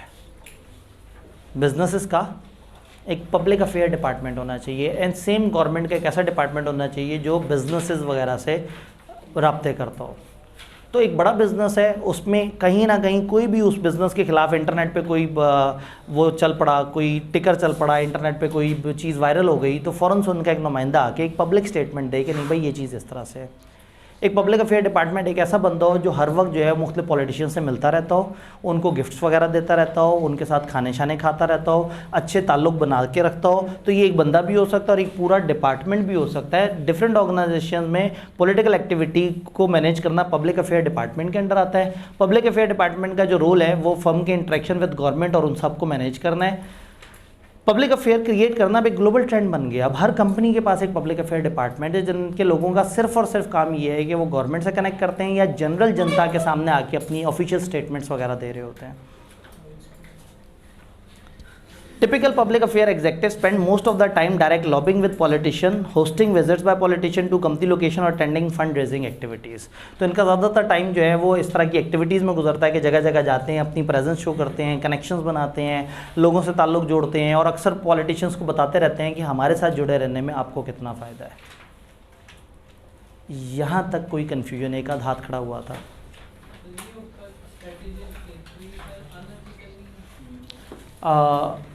Business ने एथिकल तरीके से भी ये करना पड़ सकता है। हो सकता है आपको गवर्नमेंट से इसलिए मिलना हो, इसलिए इन्फ्लुएंस करना हो कि आप वाकई आपका इस्तेहसाल हो रहा हो। तो चैप्टर 9 को हमने जहन में रखना है, लेकिन जब बिज़नेस ओवरऑल की बात करता है ना तो अनफॉर्चुनेटली ये यूटिलिटेरियनिज्म पे काम करता है। बिज़नेस हमेशा ये कहता है कि बस फ़ायदा ज़्यादा होना चाहिए। बहुत सारे बिजनेसेस हैं वो टैक्स नहीं देते, उनसे पूछो आप टैक्स क्यों नहीं देते, कहते हैं टैक्स गवर्नमेंट तक तो पहुंचना नहीं है, बीच में 5-10 लोगों ने खा जाना है। तो हम वो टैक्स बचा के ये वाली एक्टिविटी करते हैं जिससे हम अपने 2,500 एम्प्लॉइज़ के ये बच्चों को इस तरह से फ्री पढ़ा देते हैं। यूटिलिटेरियनिज्म पॉइंट ऑफ व्यू से वो सही कर रहे हैं, लीगल पॉइंट ऑफ व्यू से वो गलत कर रहे हैं। क्लियर? सर अगर हम 1 यूनिट परचेज करते हैं तो उसकी हम कॉस्ट पे करते हैं, लेकिन हम ज़्यादा यूनिट परचेज करते हैं तो हमें वो डिस्काउंट मिल जाता है। बिल्कुल ऐसे ही है। सर इसी तरह से जो बड़े बिजनेसेस हैं अगर वो कुछ बड़ी ट्रेड कर रहे हैं तो गवर्नमेंट को चाहिए कि उनकी अलग से पॉलिसी अपना जो है कंपनसेट कर दें। जी बिल्कुल, जैसे उन्होंने कहा कि आप एक यूनिट खरीदें तो आपको कम डिस्काउंट मिलता है और ज़्यादा यूनिट खरीदें तो ज़्यादा डिस्काउंट मिलता है। तो बिज़नेस तो बहुत सारे यूनिट खरीद रही है। फॉर एग्जांपल एक बिज़नेस आएगा और पाकिस्तान में होने वाली फलाना कैटेगरी की इंपोर्ट्स का 70% अकेला बिज़नेस कर रहा होगा। तो गवर्नमेंट को चाहिए कि इनके लिए काम करे। गवर्नमेंट इनके लिए सोचे या ना सोचे ये गवर्नमेंट को आगे ज़रूर बता देते हैं कि हमारे लिए सोचो। फिर कैटेगरीज होती हैं, इतने से ऊपर सीसी वाली गाड़ी का ये रूल है और इतने से नीचे सीसी वाली गाड़ी का ये रूल है। इस वाले सेटअप पे ये लगेगा, इस वाले सेटअप पे ये लगेगा। फिर टैक्स में बिला वजह आप अचानक से बैठ के पढ़ रहे होते हैं कि अगर 1 जुलाई फलाने वाले ईयर से लेके अगले 5 साल में किसी ने इस तरह का यूनिट इस तरह की जगह पे इस तरीके से लगाया होगा तो 5 साल तक टैक्स नहीं। एंड पे पता लगता है वो किसी एक बिजनेसमैन का ख़ास यूनिट होता है, उस डेफिनेशन पे सिर्फ पूरे पाकिस्तान में एक बिज़नेस पूरा उतर रहा होता है। क्योंकि उस वक्त वो बिज़नेस जो है उस वक्त की पॉलिटिकल पार्टी को समझा गया, उन्होंने वो एग्जम्पशन उठा के कानून में डाल दी। अनफॉर्चुनेटली दुनिया की एक बड़ी गंदी हकीकत है, माइट इज़ राइट। जो ताकत में होता है वो ज़्यादातर सही होता है या सही लगता है। जिसके पास पैसा होता है, अब वही बात है कि जब जहांगीर तरीन के पास पैसा और वो पूरी पॉलिटिकल पार्टी चला सकता था तो फिर उस पॉलिटिकल पार्टी ने उसको हीरो के तौर पे साबित किया हुआ था। आप सब पूछते थे उसे आप कितना प्यार करते थे जहांगीर तरीन को, जब तक कि उसका झगड़ा नहीं हुआ। जब उसने पैसे देने बंद कर दिए झगड़ा हो गया। कहने का मतलब है मैं किसी सियासी पार्टी पे बात नहीं कर रहा। अगर जहांगीर तरीन एक इन्वेस्टर है तो उसके जो मर्जी मसलों मसाइल हैं दुनिया या कोई भी पॉलिटिकल ग्रुप उसको इज़्ज़त की नज़र से देखेगा। मलिक रियाज के साथ कभी कोई बुरा नहीं करेगा। सबको पता है कि ये जो है ना वो हल्के से हल्का भी हमें बहुत सारा फ़ायदा दे देगा। तो these are the things. Yes Mian Mansha, मतलब चंद बड़े बड़े लेवल के जो टाइकून्स हैं। तो फिर क्या होता है, एक ख़ास टाइम इतना ऊपर चला जाता है कि फिर पॉलिटिक्स को वो कर रहा होता है। तो हम बात करें हर बिजनेस की, छोटा बिजनेस क्या करे, एहतियात करे, दरमियाना बिजनेस थोड़ी सी एहतियात करे, थोड़ा सा बड़ों को फॉलो करे, थोड़ी सी लॉबिंग कर दे, थोड़ा सा इंटरनेट वगैरह पे जो है वो इस तरह की कंपेनें कर ले, और जो बड़ा बिजनेस है वो गवर्नमेंट को पकड़े और गवर्नमेंट को कहे कि ये काम ऐसे करना है। लेकिन इसका एक नुकसान होता है, आप गवर्नमेंट को मतलब किसी एक पार्टी को पकड़ते हैं, आप उसके अलाय कहलाते हैं, फिर जब आपका दुश्मन आता है हुकूमत में तो वो आपको फिर छोड़ता नहीं। तो अच्छे सियासतदान या अच्छे बिजनेसमैन क्या करते हैं, वो एक पॉलिटिकल पार्टी का साथ देते हैं, और जब उन्हें नज़र आता है कि अब इसका जवाल आने वाला है और किसी और को आप फेवर मिलने वाली है, वो उससे नाराज़ हो जाते हैं और दूसरे से दोस्ती कर लेते हैं। तो यस, मतलब ये Istehkam Pakistan party was a good move, जो उन्हें समझ आ गया कि ठीक है, जितना PTI के ऊपर जो है वो अरूज था वो देख लिया हमने, अब आगे चलते हैं। तो खैर, तो PTI ने कौन सा छोड़ दिया, सारी इलेक्शन कैंपेन उसी ने की थी। लाहौर में एक दिन में 10-10 हज़ार झंडे लग जाते थे, इतने ऊंचे ऊंचे, हम एक चंद बैनर लगाने लगे तो हमें लग समझ जाती है, इतना खर्चा हो जाता है। तो पूरा लाहौर रंगारंग हो जाए और इतने 100 दिनों तक रंगारंग होता रहो, इतनी सारी कंपेनें, इतना सारा कुछ, इतनी सारी लैंड क्रूज़र्स, इतनी सारी प्राडोज, इतने सारे पेट्रोल फूकते हुए, इतने बड़े बड़े किरायों के साथ पूरे पाकिस्तान में चलती फिर रही हूँ, तो उस पर कुछ भी नहीं लग रहा। दो चीज़ें लग रही हैं, या बिजनेसमैन का पैसा या फ़ॉरेन फंडिंग। फ़ॉरेन फंडिंग अगर सही हो तो कोई दुख नहीं है, लेकिन अगर वो उन मुल्कों से या उन जगहों से आ रही है जो दुश्मन है पाकिस्तान के, तो वो फिर ख़तरनाक बात है। तो खैर, इससे पहले कि आपको लगे कि मैं कोई पॉलिटिकल डिबेट कर रहा हूँ, आखिरी बात पॉलिटिकल्स के चैप्टर की, किताब में आउट ऑफ नो वेयर अचानक से एक डिस्कशन शुरू हो जाती है स्पेक्ट्रम ऑफ पॉलिटिकल जो पार्टीज़ है या पॉलिटिकल जो स्कूल ऑफ थॉट है। होता क्या है कि जो पॉलिटिकल स्कूल ऑफ थॉट है ना, ये हर तरह से अलग अलग होता है। कुछ लोग बहुत डेमोक्रेसी पे बिलीव रखते हैं, कुछ लोग बहुत सख्ती पे बिलीव रखते हैं, कुछ गवर्नमेंट की पावर पे बिलीव रखते हैं, कुछ किसी और तरह से बिलीव रखते हैं। कुछ चाहते हैं कि इंसानों को आज़ादी मिले, कुछ कहते हैं कि नहीं, गवर्नमेंट उन्हें बताए कि आप क्या करेंगे किस तरह से। कुछ चाहते हैं इंसान खुद कमाए खुद खाए, कुछ कहते हैं हम खिलाएंगे इंसान को। ऐसी गवर्नमेंट भी हैं जो गवर्नमेंट डिसाइड करती है कि कौन कितना खाएगा, कौन किस लेवल की ज़िंदगी गुजारेगा। और ऐसी स्कूल ऑफ थॉट भी हैं कि गवर्नमेंट डिसाइड करती है कि ये बंदा पायलट बनेगा, ये इंजीनियर बनेगा, ये चोर बनेगा, ये पुलिस वाला बनेगा। गवर्नमेंट डिफाइन करती है इस हद तक। तो ये जो पॉलिटिकल आइडियोलॉजीज दुनिया में बहुत सारी हैं, आपने इतनी दफ़ा सुना होगा कंजर्विज़म और जो है वो फैशिज़म और कम्युनिज़म और फलाना फलाना, आप इस तरह से नाम सुनते रहते हैं। तो बहुत सारी अप्रोचेज़ हैं, या तो किताब सारी अप्रोचेज़ बताती, वो नहीं बताई, बीच बीच में से उठा के 5 अप्रोचेज़ हमें बता दी। और मज़े की बात है, वो अप्रोच देखने के बाद साफ लगता है कि ये रट्टे वाला सवाल है, यानी बस आपने देखना है, उनकी फ़ीचर्स को देखना, रट्टा मारना शुरू कर देना है। मैं एक छोटी सी काविश करूँगा आपको मैप समझाने की कि बेसिकली वो स्पेक्ट्रम क्या है जो किताब में नहीं दिया हुआ। ठीक है, एक डायग्राम से थोड़ा सा आइडिया दूंगा कि क्या है, और फिर उसके बाद हम देखेंगे उस डायग्राम पे वो सारे बिजनेसेस किस जगह हैं। फिर जो किताब का लिखा हुआ रट्टा है वो आपको तेज़ी से एक दफ़ा गुजार दूंगा ताकि आपके जहन में एक इमेज आ जाए। तो पॉलिटिकल स्पेक्ट्रम जो है वो कुछ इस तरह से है कि एक हम यूँ समझें ग्राफ सा बनाएं। इस ग्राफ में अब यहाँ पे हमने फोकस तकरीबन स्क्रीन पे करना है, मुझे भी भूल जाए। एक ग्राफ जिसमें हम कहते हैं कि ये सेंटर है दरमियान में, सेंटर दरमियान में होता है, मैंने कितनी कमाल बात बताई है। सेंटर दरमियान में, ऊपर की तरफ है high government control on economy, नीचे की तरफ है low government control on economy. Left side की तरफ इक्वालिटी है, इक्वालिटी सब बराबर है, और राइट साइड की तरफ इंडिविजुअल फ्रीडम है, हर बंदे की अपनी मर्जी है वो क्या करना चाहता है। उधर आप कह रहे हैं कि सब बराबर है, हम बताएंगे कि क्या करना है उन्होंने। इधर आप कहते हैं नहीं जी हर बंदे की आज़ादी, तो इसका मतलब है आज़ादी राइट साइड पे ज़्यादा है और गवर्नमेंट की तरफ से पाबंदियाँ लेफ़्ट पे ज़्यादा है। फाइनेंशियल या इकोनॉमिक मामलों में गवर्नमेंट की इन्वॉल्वमेंट ऊपर की तरफ ज़्यादा है और नीचे की तरफ कम है। तो अगर यहाँ एक चीज़ होगी तो मैं समझ जाऊँगा कि वो थोड़ी सी फ्रीडम वाली साइड पे और गवर्नमेंट का इकॉनमी। तो दो वेरिएबल हो गए, इंसान की अपनी चाहत है या वो आज़ाद, मतलब अपनी चाहत है या वो गवर्नमेंट का बाउंड है। गवर्नमेंट का बाउंड इस तरफ, यानी वो सबको बराबर काउंट कर रहे हैं, और वहाँ नहीं जी कुछ बड़े हैं कुछ छोटे हैं। जैसे भाई मुशर्रफ ने कहा सब बराबर है, सबको रोटी कपड़ा मकान मिलना चाहिए। अयूब खान ने कहा नहीं, जो ज़्यादा कमा रहा है वो ज़्यादा एंजॉय करे। तो वो उसने उस तरफ की सोच सोची, भुट्टो ने इस तरफ की सोच सोची। तो अलग अलग आइडियोलॉजीज़ होती हैं। तो लेफ़्ट का मतलब है कि आप जो है वो इक्वलिटी की बात कर रहे हैं और आप कह रहे हैं कि सब लोगों को एक जैसे खुराक मिलनी चाहिए, सब लोगों की एक जैसी इनकम होनी चाहिए, सब लोगों को मकान मिलना चाहिए, सब लोगों को रोटी कपड़ा मिलना चाहिए। और उधर आप कह रहे हैं नहीं भाई, इंडिविजुअल फ्रीडम है, जो ज़्यादा कमा रहा है वो जैसे मर्जी जिए। तो उधर इंसानों में आज़ादी ज़्यादा है, इधर इंसानों पे आज़ादी कम है, गवर्नमेंट की इंटरफेरेंस ज़्यादा है। ऊपर इकोनॉमिक एक्टिविटी गवर्नमेंट के ज़्यादा कंट्रोल में और नीचे इकोनॉमिक एक्टिविटी। तो जो यहाँ होगा उसमें गवर्नमेंट का इकोनॉमिक एक्टिविटी पे कंट्रोल कम होगा लेकिन इंसानों पे ज़्यादा होगा। जो इधर होगा उसमें गवर्नमेंट का इकोनॉमिक एक्टिविटी पे भी कंट्रोल होगा, इंसानों पे भी कंट्रोल होगा। तो अब हमारे सिलेबस के जो 5 पॉइंट्स हैं वो तकरीबन आइडियली डॉट वाइज इस जगह पे आते हैं। कम्युनिज्म, तो कम्युनिज्म का जब जिक्र आया तो समझ जाएं कि इकोनॉमी का सबसे बड़ा कंट्रोल किसके पास है?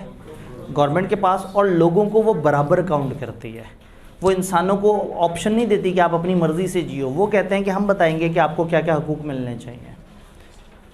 थोड़ा सा नीचे आएंगे तो आहिस्ता आहिस्ता गवर्नमेंट का कंट्रोल कम और आहिस्ता आहिस्ता इक्वालिटी से आप थोड़ा सा अच्छाई की तरफ जाएंगे, थोड़ा सा डेमोक्रेसी नज़र आएगी। है डेमोक्रेसी लेकिन अभी सोशलिज्म है, अभी इनका आपके ऊपर इख्तियार है।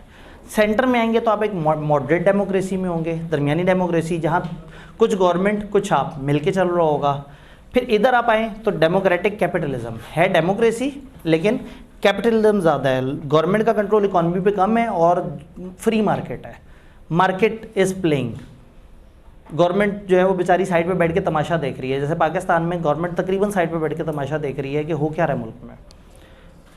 फैसिस्ट कैपिटलिज्म, जिसमें फ्रीडम तो लोगों को बहुत मिल गई लेकिन गवर्नमेंट दोबारा से थोड़ा सा सख्ती पे आ गई। उन्होंने कहा भाई तुम लोग जो मर्जी करना है करो, लेकिन पैसे शैसे के सारे मामलात, गवर्नमेंट के मामलात, फाइनेंशियल मामलात, बजट के मामलात हमें नहीं, हम चलाएंगे।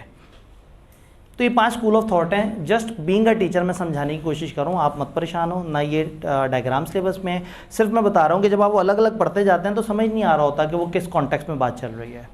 क्रैम ही करना पड़ता है उनको क्योंकि उनकी कोई लॉजिकल सेंस समझ नहीं आ रही होती। अब तेज़ी से इन सबको पढ़ लेते हैं। फॉर एग्जाम्पल कम्युनिज्म एक स्ट्रीम है, वो क्या कहते हैं? तमाम means of production must be in hand of state. कोई प्राइवेट प्रॉपर्टी नहीं होनी चाहिए, किसी बंदे को ज़मीन खरीदने की इजाज़त नहीं, लीज पे लेना चाहे तो ले ले। स्टेट अर्निंग जो है on the basis of need of people, state define करे कि लोगों की क्या नीड है और स्टेट अपनी अर्निंग्स को खुद लोगों में डिवाइड करे। हमें इसलिए नहीं समझ आता कि हमारे मुल्क में गवर्नमेंट बेचारी बड़ी कमज़ोर है, वरना दुनिया में क्या होता है कि गवर्नमेंट ट्रेन्स अपनी चला रही होती है, बसें अपनी चला रही होती है, बिजनेस आधे से ज़्यादा अपने चला रहे होते हैं, कंपनी अपनी चला रही होती है, सारा पैसा खुद ही फ्लो करते हैं, खुद ही कमाते हैं और खुद ही उसके ऊपर से लोगों को जो है सहूलियात देते हैं। जी जी, तो फिर ये वही दरमियान में पहुंच जाएगा। कहने का मतलब ये है कि स्पेक्ट्रम के ऊपर जो है वो अलग अलग जगह प्लेस हो सकता है। ये सिर्फ 5 नाम नहीं है, आप सर्च करें दुनिया में बहुत सारी अप्रोचेज़ हैं। कोई यहाँ पे प्लेस हो रही है, कोई यहाँ प्लेस हो रही है, कोई यहाँ प्लेस हो रही है, कुछ दो को जोड़ के बनती है। हमारी किताब ने जो हमें 5 बताए हैं उसको हमने अपनी तरफ से आइडियली प्लेस किया है कि यहाँ यहाँ ये अच्छे फिट बैठते हैं।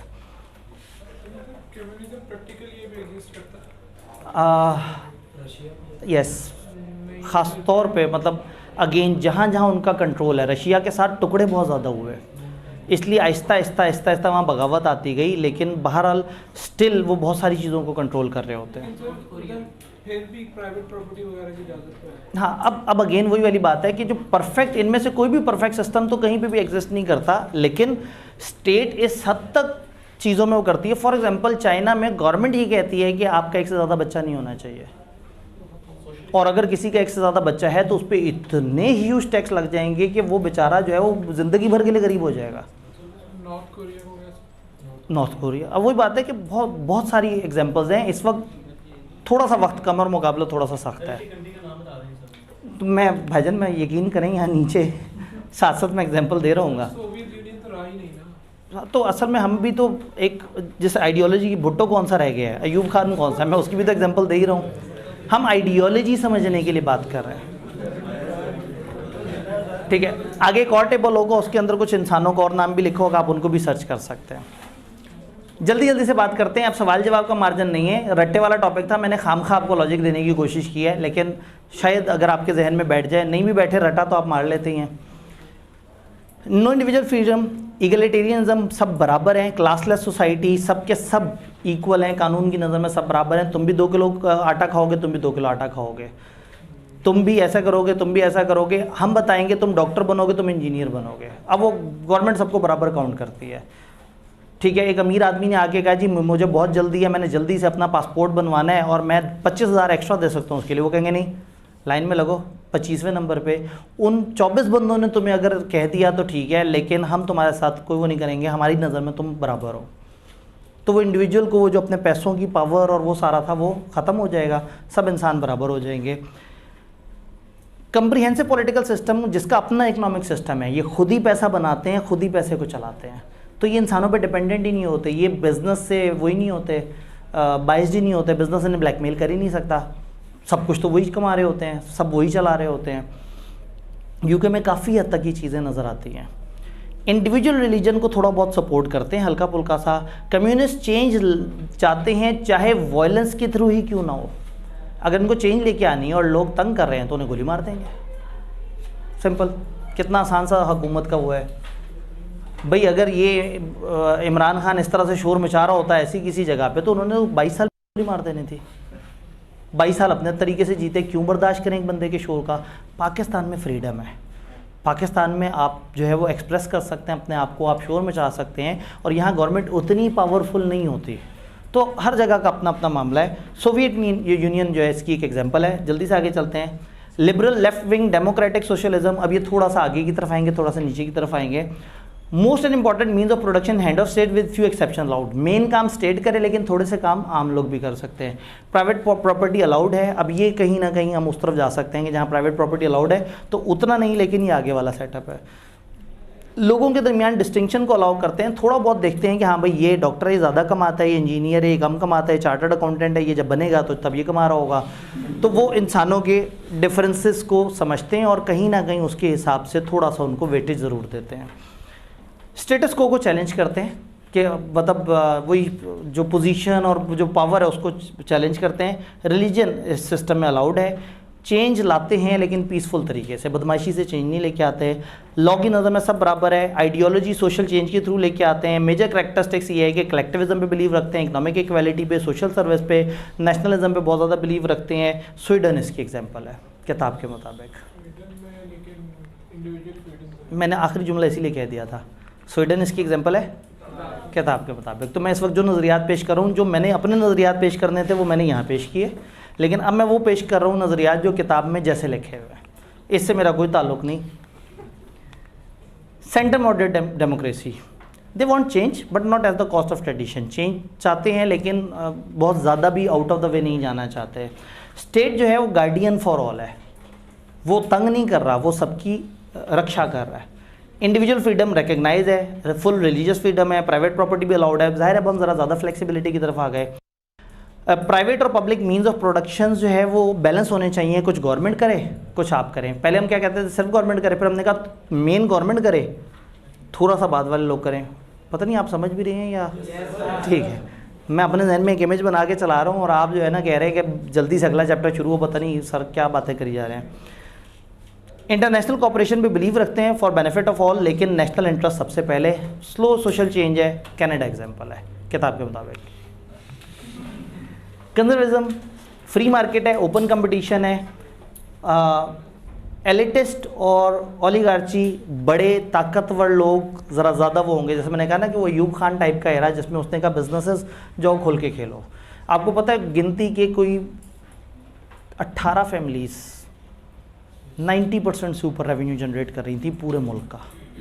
यानी इस हद तक ये था कि वो इतनी क्लासेस बन गई थी कि ये ऊपर के चंद ब्राह्मण हैं और बाकी सब शूदर हैं, जिस पे फिर भुट्टो का ये वो वार बड़ा अच्छा कामयाब रहा कि नहीं ये मैंने लोगों को बराबर करना है, रोटी कपड़ा और मकान। तो खैर अब वो वाली डिस्कशन सिलेबस में नहीं है, पहले वो भी सिलेबस में हुआ करती थी। मैक्सिमम प्राइवेट प्रॉपर्टी, स्टेट के पास भी हो, स्टेटस को मेंटेन करते हैं, बड़े और छोटे का फ़र्क जहन में रखते हैं, नेशनल या स्टेट गोल्स किसी भी तरीके से, और चाहे आपको लॉ अमेंड करना पड़े, इंडिविजुअल लिबर्टी रिकग्नाइज है, रिलीजियस प्रैक्टिस जो है हर तरह से अलाउड है, बड़ी कंपनियां सिस्टम में चल सकती हैं और जैसे मर्जी लोगों को चला सकती हैं, सप्रेशन और oppression by majority, might is right वाला रूट यहाँ है, जो बड़ा बिजनेस है वो छोटे बिजनेस को खा जाएगा और ये चीज़ हम नॉर्मल समझेंगे। पावर पॉलिटिक्स है, यूएस एग्जाम्पल है जहाँ पे आपको जितना मर्जी सिस्टम नज़र आए, बहरहाल वो बिजनेसेस को जो है बाहर आगे बढ़ने देते हैं, उनको हावी आने देते हैं। देन आपका आ गया फेशियस कैपिटलिज्म, जो है राइट पे लेकिन ऊपर की तरफ ज़्यादा चला जाता है। No individual freedom, authoritarian rule, private property as prescribe by ruling regime, वो बताते हैं कि क्या होगी कैसे होगी। एक्सट्रीम इनइक्वालिटीज़ हैं, नेशनल इंटरेस्ट को हर कॉस्ट पे बचाना है, आइडियोलॉजी को आपने इम्प्लीमेंट करना है चाहे वायलेंस की तरफ जाना पड़े, ये सिस्टम डिसाइडिंग ओपिनियंस को नहीं करता। अब अगेन ये जो हमने राइट पे टॉप पे किया था ये एक्सट्रीम लेफ़्ट के ऊपर भी वैलिड है। किताब ने नाम जो लिखा वो और था और जो फीचर्स बताए वो और थे, तो किताब में इस तरह की भी पॉइंट्स हैं। तो आप इसको एक्सट्रीम राइट पे टॉप पे काउंट कर सकते हैं, एक्सट्रीम लेफ़्ट पे टॉप पे काउंट कर सकते हैं। नाजी, फेशिस्ट इटली, स्पेन इसकी एग्जांपल्स हैं। अगर कभी पेपर पॉइंट ऑफ व्यू से नहीं, समझने की नीयत से इन सिस्टम्स को कंपेयर करना हो और इन सिस्टम्स के बारे में थोड़ा सा ये है कि भाई आपको बताओ कि ये पांचों आइडियोलॉजीज़ क्या हैं किस तरह से, तो एक कंपैरिजन सा एक टेबल बनाया है जिसमें टू द पॉइंट आपको कुछ किताब के सेंटेंसेस उठाए हैं, जहाँ जहाँ गैप था उसको खुद से फिल किया है। तो एक इस तरह का टेबल बना दिया है कि जिसमें ये पांचों का जिक्र है और लेफ़्ट पे लिखा हुआ है कि प्राइवेट प्रॉपर्टी है या नहीं, प्रोडक्शन आउटपुट का क्या रूल है, सोसाइटी के स्ट्रक्चर का क्या रूल है, इंडिविजुअल फ्रीडम का रूल है, रिलीजन, वायलेंस, नोटेबल लीडर्स कौन थे सिस्टम के और नोटेबल कंट्रीज़ कौन थी सिस्टम की। तो आप इन कंट्रीज़ के साथ साथ इन लीडर्स को भी सर्च करके थोड़ा सा समझ सकते हैं। इनके ऊपर यूट्यूब पे आपको बहुत सारी वीडियोस मिल जाएंगी, इनमें से एक लीडर का नाम लिखें कि ये क्या करता था, तो वो आपको पता लग जाएगा कि उसका क्या अंदाज़े हुकूमत होता था। तो ये उन लोगों के लिए नहीं है जो पेपर पास करने के लिए पढ़ रहे हैं, ये उनके लिए है जो अंडरस्टैंडिंग या नॉलेज डेवलप कर रहे हैं। तो आप इसको यूज़ कर सकते हैं आगे, ये किताब में नहीं दिया हुआ। तो अगर कैमरे को आप थोड़ा सा जूम कर लें तो ये जो है वो आ जाएगा और ग्रुप में शेयर भी कर देंगे। कौन याद कराएगा? ग्रुप तो एडमिन पे होगा। आप लोग उस ग्रुप में हैं भी जिस ग्रुप का मैं जिक्र करूं? एक तो वो ओवरऑल ग्रुप है ना जिसमें हम क्रैश कोर्सेज के बारे में बता रहे हैं, एक इस क्लास के लिए हमने ग्रुप बनाया था, ठीक है। तो फिर उस ग्रुप के अंदर हम ये वाली तस्वीर ज़रा साफ़ करके और वो एक डायग्राम थी वो साफ़ करके वहाँ पे ज़रा बड़ी करके वहाँ पे डाल देंगे, ताकि अगर आप उसे अंडरस्टैंडिंग के लिए यूज़ करना चाहें तो करें। ऑल्दो मुझे पता है ऐसे कम लोग होते हैं, लेकिन अगर थोड़े से लोग भी हैं तो उनका फ़ायदा हो जाए। हम इसे बंद करते हैं जल्दी से और हम पहुँचते हैं अपने इकोनॉमिक्स की तरफ। जी मार्क्स नहीं है। मार्क्स, हाँ किया तो जा सकता है। चले किसी और टाइम पे हमारी मुलाकात होती तो हम इसको ज़रूर अमेंड करते, लेकिन इस वक्त थोड़ा सा वक्त कम है।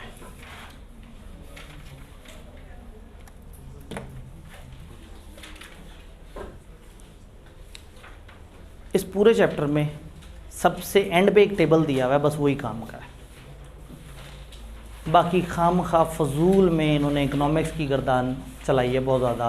फ़लाना चीज़ ये होती है, फ़लाना चीज़ ये होती है, इसको यूँ सोचना चाहिए, इसको यूँ सोचना चाहिए।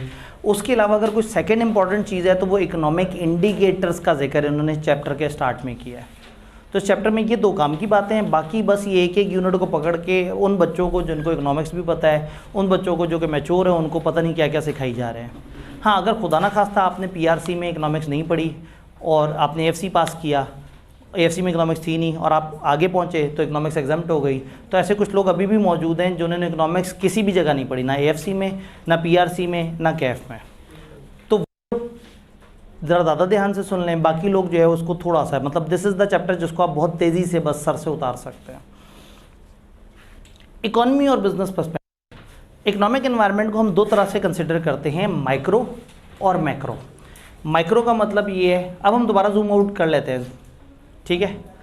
मैक्रो और माइक्रो, माइक्रो का मतलब है अकेले बिजनेस की बात कर रहे हैं। फॉर एग्जांपल हम अपने कॉलेज की बात करें, हमारी इतनी डिमांड है, इतनी सप्लाई है, इतने बच्चे हैं, इतनी कुर्सियाँ, इतना खर्चा, इतना बिल, इतना सारा कुछ, ये बात हो रही है माइक्रो लेवल की।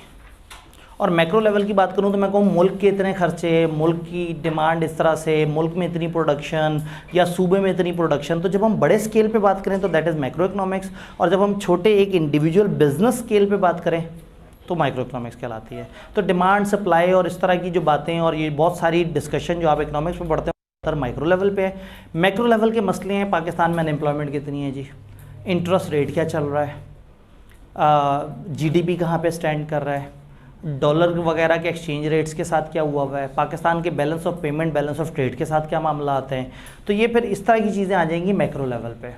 तो ये चैप्टर मैक्रो इकोनॉमिक्स पे है, यानी आपने हर बिजनेस ने अपनी मैक्रो इकोनॉमिक्स को देखना है, ये देखने के लिए कि वो कहाँ पे खड़ा है। इकोनॉमिक इंडिकेटर्स बेसिकली बताते हैं कि इकोनॉमी के साथ क्या हो रहा है। तो तीन इसकी कैटेगरीज हैं, एक को हम कहते हैं लीडिंग इकोनॉमिक इंडिकेटर, एक को हम कहते हैं कोइंसिडेंट इकोनॉमिक इंडिकेटर, एक को हम कहते हैं लैगिंग इकोनॉमिक इंडिकेटर। ये मौजूदा है, ये फ्यूचर है, ये पास्ट है। लीडिंग इकोनॉमिक इंडिकेटर बताते हैं कि आप कहाँ जाने वाले हैं, आपके साथ क्या होने वाला है। कोइंसिडेंट बताते हैं आप इस वक्त कहाँ खड़े हैं, आपके साथ क्या हुआ है। और लैगिंग बताते हैं आपके साथ क्या होके गुजरा है जिसके बाद आप यहाँ तक पहुँचे हैं। यूँ समझें कि ये नियर फ्यूचर की तरफ हमें डायरेक्ट कर रहे हैं कि अच्छा आगे किस तरफ चीज़ें जाएंगी। ये बताते हैं कि इस वक्त हम किस जगह पर खड़े हैं, और ये वो इंडिकेटर्स हैं जो आए तो 1-1.5 साल पहले होंगे, लेकिन अब जाके उनका असर आना शुरू हुआ। जैसे नून लीग वाले कहते हैं जी आपको क्या पता पिछले 3 साल 3.5 साल का असर ऐसा है जो अभी तक चले जा रहा है, तो वो लैगिंग इकोनॉमिक इंडिकेटर की बात कर रहे होते हैं। और जब वो कहते हैं कि देखना अगले 2-3 महीने में पाकिस्तान पड़ा हुआ होगा, तो फ्यूचर की बात करते हैं। लेकिन आज की बात करते हुए उन्हें शर्म आ रही होती है, आज की बात को गोलमोल कर जाते हैं। वो कहते हैं लो जी प्रेस कॉन्फ्रेंस का टाइम खत्म हो गया, मिलते हैं किसी और टाइम पे। तो ये 3 तरह के इंडिकेटर्स हैं। Leading to forecast at what stage the economy will be in some time in future. ये इंडिकेटर्स पर्टिकुलरली इंडिकेशन देते हैं कि क्या पीक या ट्रफ, पीक होता है फुल ऊपर वाला टाइम, ट्रफ होता है फुल नीचे गुरबत ज़्यादा टाइम, जब बिल्कुल आपकी इकोनॉमी तबाह हुई पड़ी है और डिक्लाइन से नीचे जाते जाते सबसे लोएस्ट सतह पे चली गई है। तो ये बताते हैं कि अगले 3 से 12 महीने में आपको क्या लग रहा है कि चीज़ें पीक की तरफ जा रही हैं या चीज़ें नीचे की तरफ जा रही हैं। For example stock market returns, stock market इस वक्त कैसे रिटर्न्स दे रही है, लोग कितना कमा रहे हैं वहाँ। बिजनेस कॉन्फिडेंस का इंडेक्स, बिजनेस कितना भरोसा कर रहे हैं। मैन्युफैक्चरर्स के पास नए ऑर्डर पाकिस्तान में कितने आ रहे हैं, मनी सप्लाई कितनी चल रही है, नए बिजनेस परमिट्स प्राइवेट लोगों को जो मिल रहे हैं। इसका मतलब है कि चीज़ें बेहतरी की तरफ जा रही हैं और आहिस्ता आहिस्ता बिजनेस हो रहा है। ये वो इंडिकेटर हैं जो आज की बात बताते हैं। पीक हो या ट्रफ हो, ये बताते हैं कि भाई इस वक्त क्या चल रहा है। फॉर एग्जांपल जीडीपी मुल्क में इस वक्त क्या चल रहा है, मुल्क में इस वक्त कितने लोग एम्प्लॉयड हैं, मुल्क में इस वक्त इंडस्ट्रियल प्रोडक्शन कितनी है, पर्सनल इनकम कितनी है लोगों की, मैन्युफैक्चरिंग और ट्रेड की सेल्स इस वक्त कितनी है। अगर हमने देखा मुल्क इस वक्त किस हालत में है तो हमें इन फैक्टर से पता लगता है। अगर हमने देखना है कि मुल्क आगे किस तरफ जा रहा है तो ऊपर वाले फैक्टर। अगर हमने देखना है कि एक लॉन्ग टर्म टाइम के बाद अब मुल्क किस जगह पर खड़ा हुआ है, ये वो फैक्टर्स हैं जो थोड़ा देर तक रहते हैं। For example inflation. अब इन्फ्लेशन ऐसी चीज़ नहीं है जो 2-3 दिन में ख़त्म हो जाए। तो इन्फ्लेशन अगर आई है तो वो एक सीरीज़ ऑफ इवेंट गुजर के तब आप इन्फ्लेशन पे पहुँचे। अनएम्प्लॉयमेंट, इंटरेस्ट रेट जिन मजबूरियों की वजह से आहिस्ता आहिस्ता बढ़ता गया, एवरेज इनकम आहिस्ता आहिस्ता कम ज़्यादा होती गई, और ओवरऑल बैलेंस ऑफ ट्रेड जो कि आज ख़राब इसलिए नहीं है कि इस वक्त मसला है, पीछे से कुछ मसला चला आ रहा है जो अब कंट्रोल नहीं हो पा रहा। तो ये लैगिंग इंडिकेटर्स, ये करंट इंडिकेटर और ये फ्यूचर के इंडिकेटर्स, ये 3 तरह के इंडिकेटर हैं। तो इस चैप्टर में अगर कुछ याद करना है तो या वो ये टेबल है या सबसे एंड पे एक जनरल डिस्कशन है जिसमें उन्होंने सारे फैक्टर्स को सम अप किया है। फिर बहुत तेज़ी से आगे चलते हैं। इकोनॉमिक साइकिल को उन्होंने समझाया है कि इकोनॉमिक साइकिल बेसिकली इसमें काफ़ी ईयर्स का फ्लो नज़र आ रहा होता है। एक बिज़नेस की, एक मुल्क की इकॉनमी आहिस्ता आहिस्ता एक्सपेंड करती है, करते करते एक फुल पीक पे पहुंच जाती है, फिर उसमें रिसेशन आता है, रिसेशन के बाद डिप्रेशन आता है। अब रिसेशन और डिप्रेशन में फ़र्क है। रिसेशन का मतलब है इकॉनमी ऊपर चली गई थी, वो दोबारा नॉर्मलाइज हुई है, तो ये रिसेशन हुआ है। रिसेशन का मतलब है माइनस एक्सपेंशन, लेकिन नीचे नहीं गई अभी इकॉनमी। जब नीचे जाएगी तो क्या कहलाएगा, डिप्रेशन। और डिप्रेशन के सबसे एक्सट्रीम फेज क्या है, ट्रफ आ गया कि आप बिल्कुल पीक नीचे पे चले गए। और फिर अगेन जब इस जगह पे लोग पहुंच जाएंगे तो फिर जाहिर है अब लोगों ने सरवाइव करना है, मुल्क बंद तो नहीं हो सकता। आहिस्ता आहिस्ता लोग कोशिश करेंगे, कुछ मेजर्स लेंगे, कुछ और काम होगा। आहिस्ता आहिस्ता इंटरनेशनल फंड्स पे भरोसा कम करेंगे, इंटरनेशनल प्रोडक्ट्स पे कम भरोसा करेंगे, अपने मुल्क पे भरोसा करेंगे, आहिस्ता आहिस्ता आहिस्ता आहिस्ता रिकवरी करेंगे। तो ये basically expansion, peak, recession, depression, trough और रिकवरी, ये इस तरह से एक पूरा साइकिल है जिसके अलग अलग फेजेज़ हैं। तो ये उन्होंने बताने की कोशिश की है। मैंने डायग्राम डाल के ज़रा थोड़ा सा उसको पिक्टोरियली बताने की कोशिश की है कि वो चीज़ें किस तरह से हैं। स्टॉक मार्केट रिटर्न जी सर जो ऑरेंज लाइन को हम बेस बना के डिप्रेशन और रिसेशन को डिफाइन कर रहे हैं सर, इस ऑरेंज लाइन में क्या जी, अब जिस चीज़ को हम बेस कर रहे हैं कि ये ऑरेंज लाइन स्टेबिलिटी किसे कहते हैं। स्टेबिलिटी वहाँ पे है जहाँ पे आप अपने सारे मीन्स पूरे कर पा रहे हैं। यानी फॉर एग्जांपल एक बंदा जितने उसको पैसे मिलता है अगर वो अपनी सारी ज़रूरियात पूरी कर पा रहा है और वो एक नॉर्मल ज़िंदगी गुजार रहा है तो हम कहेंगे वो इस ब्रेक इवन लाइन पे है। तो गवर्नमेंट के जहाँ पे उसकी अपने जो एक्सपेंडिचर्स है और गवर्नमेंट के जो इनकम के सोर्सेज हैं, यूँ समझे जहाँ आपका बजट नील पे आया हुआ है, जहाँ आपका ना सरप्लस है ना डेफिसिट है, वहाँ आप एक स्टेबल पॉइंट पे है। अगर आप उससे ऊपर की तरफ जा रहे हैं तो इसका मतलब है चीज़ें ग्रो कर रही हैं, उससे नीचे की तरफ जा रहे हैं तो माइनस में।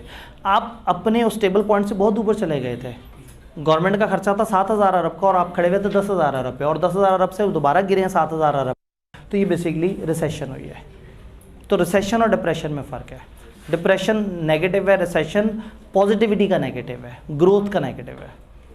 अगेन वक्त थोड़ा सा कम है भाईजान, मतलब थोड़ा सा मैं फिर भी आपकी बात सुन लेता हूँ कि आप नाराज़ ना हो जाएं, लेकिन रिवीजन क्लास क्रैश कोर्स ज़रा फास्ट होता है। Stock market returns, stock market के रिटर्न से भी कई दफ़ा हमें पता लगता है कि मार्केट किस तरह रही है। अब इस रिटर्न्स को किस तरह से देखते हैं या स्टॉक मार्केट को किस तरह से देखते हैं, हम इसको कैपिटलाइजेशन के हिसाब से देखते हैं।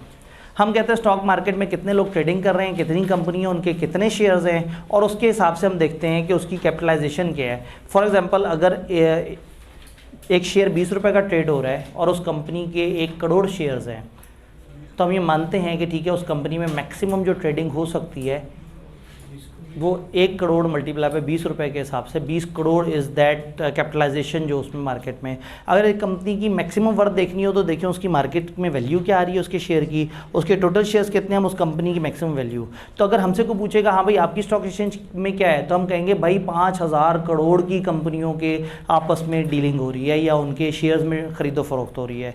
ये जब आप हुजम बताते हैं तो फिर आप इस तरह की कैपिटलाइजेशन की तरफ आते हैं। इसमें एक फुल कैप होती है और ये एक फुल कैपिटलाइजेशन होती है और एक में आप जो है उसको कैप लगा देते हैं। फुल कैपिटलाइजेशन के अंदर, मार्केट कैपिटलाइजेशन के अंदर क्या होता है, सारे शेयर्स पकड़ते हैं और उसको वैल्यू से मल्टीप्लाई करके पूरी मार्केट की मैक्सिमम वर्थ बता देते हैं। देन समटाइम आप उसको कैप लगा के, समटाइम आप उसको फुल नहीं, आप उसको फ्री फ्लोट के हिसाब से लेके चलते हैं। फुल कैप का मतलब है आपने ऊपर तक कोई रुकावट नहीं लगाई। फ्री फ्लोट का मतलब है कि आप कट लगा दें कि जितना फ्री है बस मैं उसको काउंट करूँगा। एक कंपनी के 1 करोड़ शेयर्स हैं जिनमें से 25 लाख शेयर्स एक डायरेक्टर के हैं जो उसके लिए लाजमी है 5 साल तक रखना, फॉर एग्जांपल किसी लॉ की वजह से, तो वो 25 लाख शेयर्स तो ट्रेड ही नहीं हो सकते। फिर पता लगा कि 10 लाख शेयर्स तो आपने उठा के सिक्योरिटी के तौर पे बैंक के पास रखवाए हुए हैं और 10 साल का लोन लिया हुआ है, तो ये 10 लाख शेयर भी मार्केट में नहीं आने वाले अगले 10 साल तक। तो टेक्निकली वो 25 लाख निकाल दिया, वो 10 लाख निकाल दिया, तो आपके पास 65 लाख शेयर्स हैं जिनमें गेम हो सकती है। तो अब इस कंपनी की capitalisation based on free float 65 lakh shares into 20 रुपये और फुल कैप पे 1 करोड़ इंटू 20 रुपये। तो ये फ्री फ्लोट और मार्केट कैपिटलाइजेशन ये 2 तरीके होते हैं इसे देखने के। अब क्या है, किताब सिर्फ आपको इकोनॉमिक इन्फॉर्मेशन बस फेंके जा रही है। हमारे सिलेबस में इकोनॉमिक्स पढ़ना नहीं है, इकोनॉमिक्स का बिजनेस पे क्या इम्पैक्ट है वो पढ़ना है, और वो एंड पे उस टेबल में उन्होंने बताया हुआ है जितना हमें चाहिए था। लेकिन बहरहाल स्टॉक एक्सचेंज के इंडेक्स होते हैं, KSE 100 index, all share index. KSE 100 index बताता है पाकिस्तान की टॉप 100 कंपनीज का डाटा, टॉप 100 कंपनीज का डाटा फुल कैपिटलाइजेशन बेसिस पे, मार्केट कैपिटलाइजेशन बेसिस पे। और all share index KSE 100 index top 100 कंपनियों का, कम कंपनियों का, सारी कंपनियों का नहीं बता रहा, फ्री फ्लोट की बेस पे। और अगर ऑल शेयर इंडेक्स की बात करें तो वो सारी कंपनियों का फुल कैप बेसिस पे बताते हैं। तो अगर आपने देखना है कि पाकिस्तान की मार्केट कैसी चल रही है, तो बजाय इसके कि आप हज़ारों सैकड़ों कंपनियों के इंडेक्स को देखें, आप 100 इंडेक्स देखते हैं। KSE 30 इंडेक्स भी होता है, KSE 100 इंडेक्स भी होता है, PSX 100 इंडेक्स, 30 इंडेक्स, ये अलग अलग तरह से चलते हैं। टॉप 30, टॉप 100, फिर दुनिया में फॉर्चून 500 कंपनीज़ का जिक्र होता है। तो दुनिया उस तरह से चीज़ों को देख रही होती है। तो इसमें 2 तरह के अलग अलग सिस्टम है। ये इसके पढ़ने का बिजनेस से कोई ताल्लुक़ नहीं है, लेकिन किताब ने दिया हुआ है तो बस इसको एक झांकी मार लीजिएगा। स्टॉक एक्सचेंज इंडेक्स का बिजनेस डिसीजन से क्या ताल्लुक है? जब स्टॉक एक्सचेंज का इंडेक्स ऊपर जा रहा है तो इसका मतलब है आपको पता लग गया है पाकिस्तान में लोग भरोसा कर रहे हैं, पाकिस्तान में लोग अपना पैसा निकाल रहे हैं, डरे नहीं बैठे हुए। स्टॉक मार्केट रुकी हुई होती है ना, तो स्टॉक मार्केट एक रिप्रेजेंटेटिव है। भाई देखिए ना, कहीं फर्नीचर की मार्केट है, कहीं कंप्यूटर की मार्केट है, कहीं कोई और मार्केट है। जो सबसे बड़ी मार्केट है जहाँ तकरीबन हर तरह का इन्वेस्टर मौजूद है वो स्टॉक मार्केट है, क्योंकि उसमें सैकड़ों तरह की कंपनी हैं और करोड़ों तरह के, लाखों तरह के इन्वेस्टर्स हैं। तो अगर मुझे देखना है कि पूरे पाकिस्तान में लोग भरोसा कर रहे हैं बिजनेस क्लाइमेट पे, यानी तो मैं देखूंगा स्टॉक एक्सचेंज।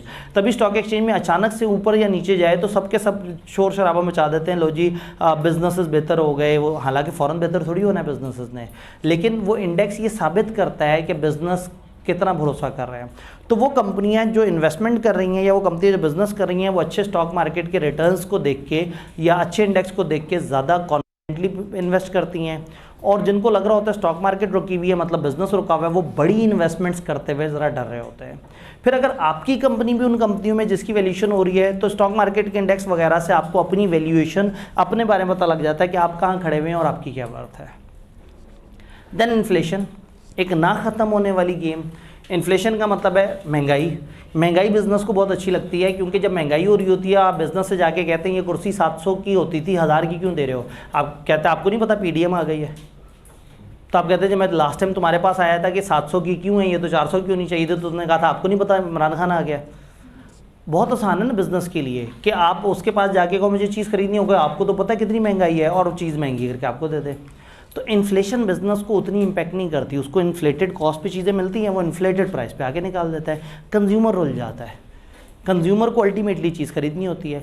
अब कंज्यूमर जब रुल जाता है और उसकी बाइंग पावर कम हो जाती है, तो वो जिस जगह नौकरी कर रहा हो तो उनसे कहता है भाई मेरी तनख्वाह बढ़ाएं, मेरा नहीं गुजारा हो रहा। और जब ज़्यादातर मैक्रो की बात हो रही है ना, जब पूरे पाकिस्तान का गुजारा नहीं होगा तो सारे पाकिस्तान वाले कहेंगे हमारी तनख्वाहें बढ़ाओ। सारे पाकिस्तान की जब तनख्वाहें बढ़ेंगी तो जितनी भी कंपनियों ने तनख्वाहें बढ़ाएंगी उनकी कॉस्ट ऑफ प्रोडक्शन बढ़ जाएगी। जब कॉस्ट ऑफ प्रोडक्शन बढ़ जाएगी तो उनका प्रॉफिट कम हो जाएगा। उतना ही प्रॉफिट लेने के लिए उन्हें क्या करना पड़ेगा? चीज़ें और महंगी करनी पड़ेंगी। जब और महंगी होंगी तो वही कंज्यूमर्स ने वो चीज़ें खरीदनी थी, उनको फिर से महंगाई लगेगी, वो फिर से अपने बिजनेस से कहेंगे हमारा गुजारा नहीं हो रहा, उनकी प्राइसेस फिर से बढ़ेंगी और एक ना ख़त्म होने वाला इन्फ्लेशनरी लूप चल पड़ता है कि जिसमें इन्फ्लेशन का क्या है कि इन्फ्लेशन कर दी जाती है, ये बता के कि क्या करें मजबूर इतने इन्फ्लेशन हो गई है, आपको इन्फ्लेटेड चीज़ दे दी जाती है। तो वो एक इन्फ्लेशन का लूप, और आप इन्फ्लेशन से नाराज़ भी हैं और साथ में आप अपनी कंपनी वाले से कहते हैं मेरी तनख्वाह बढ़ा दो।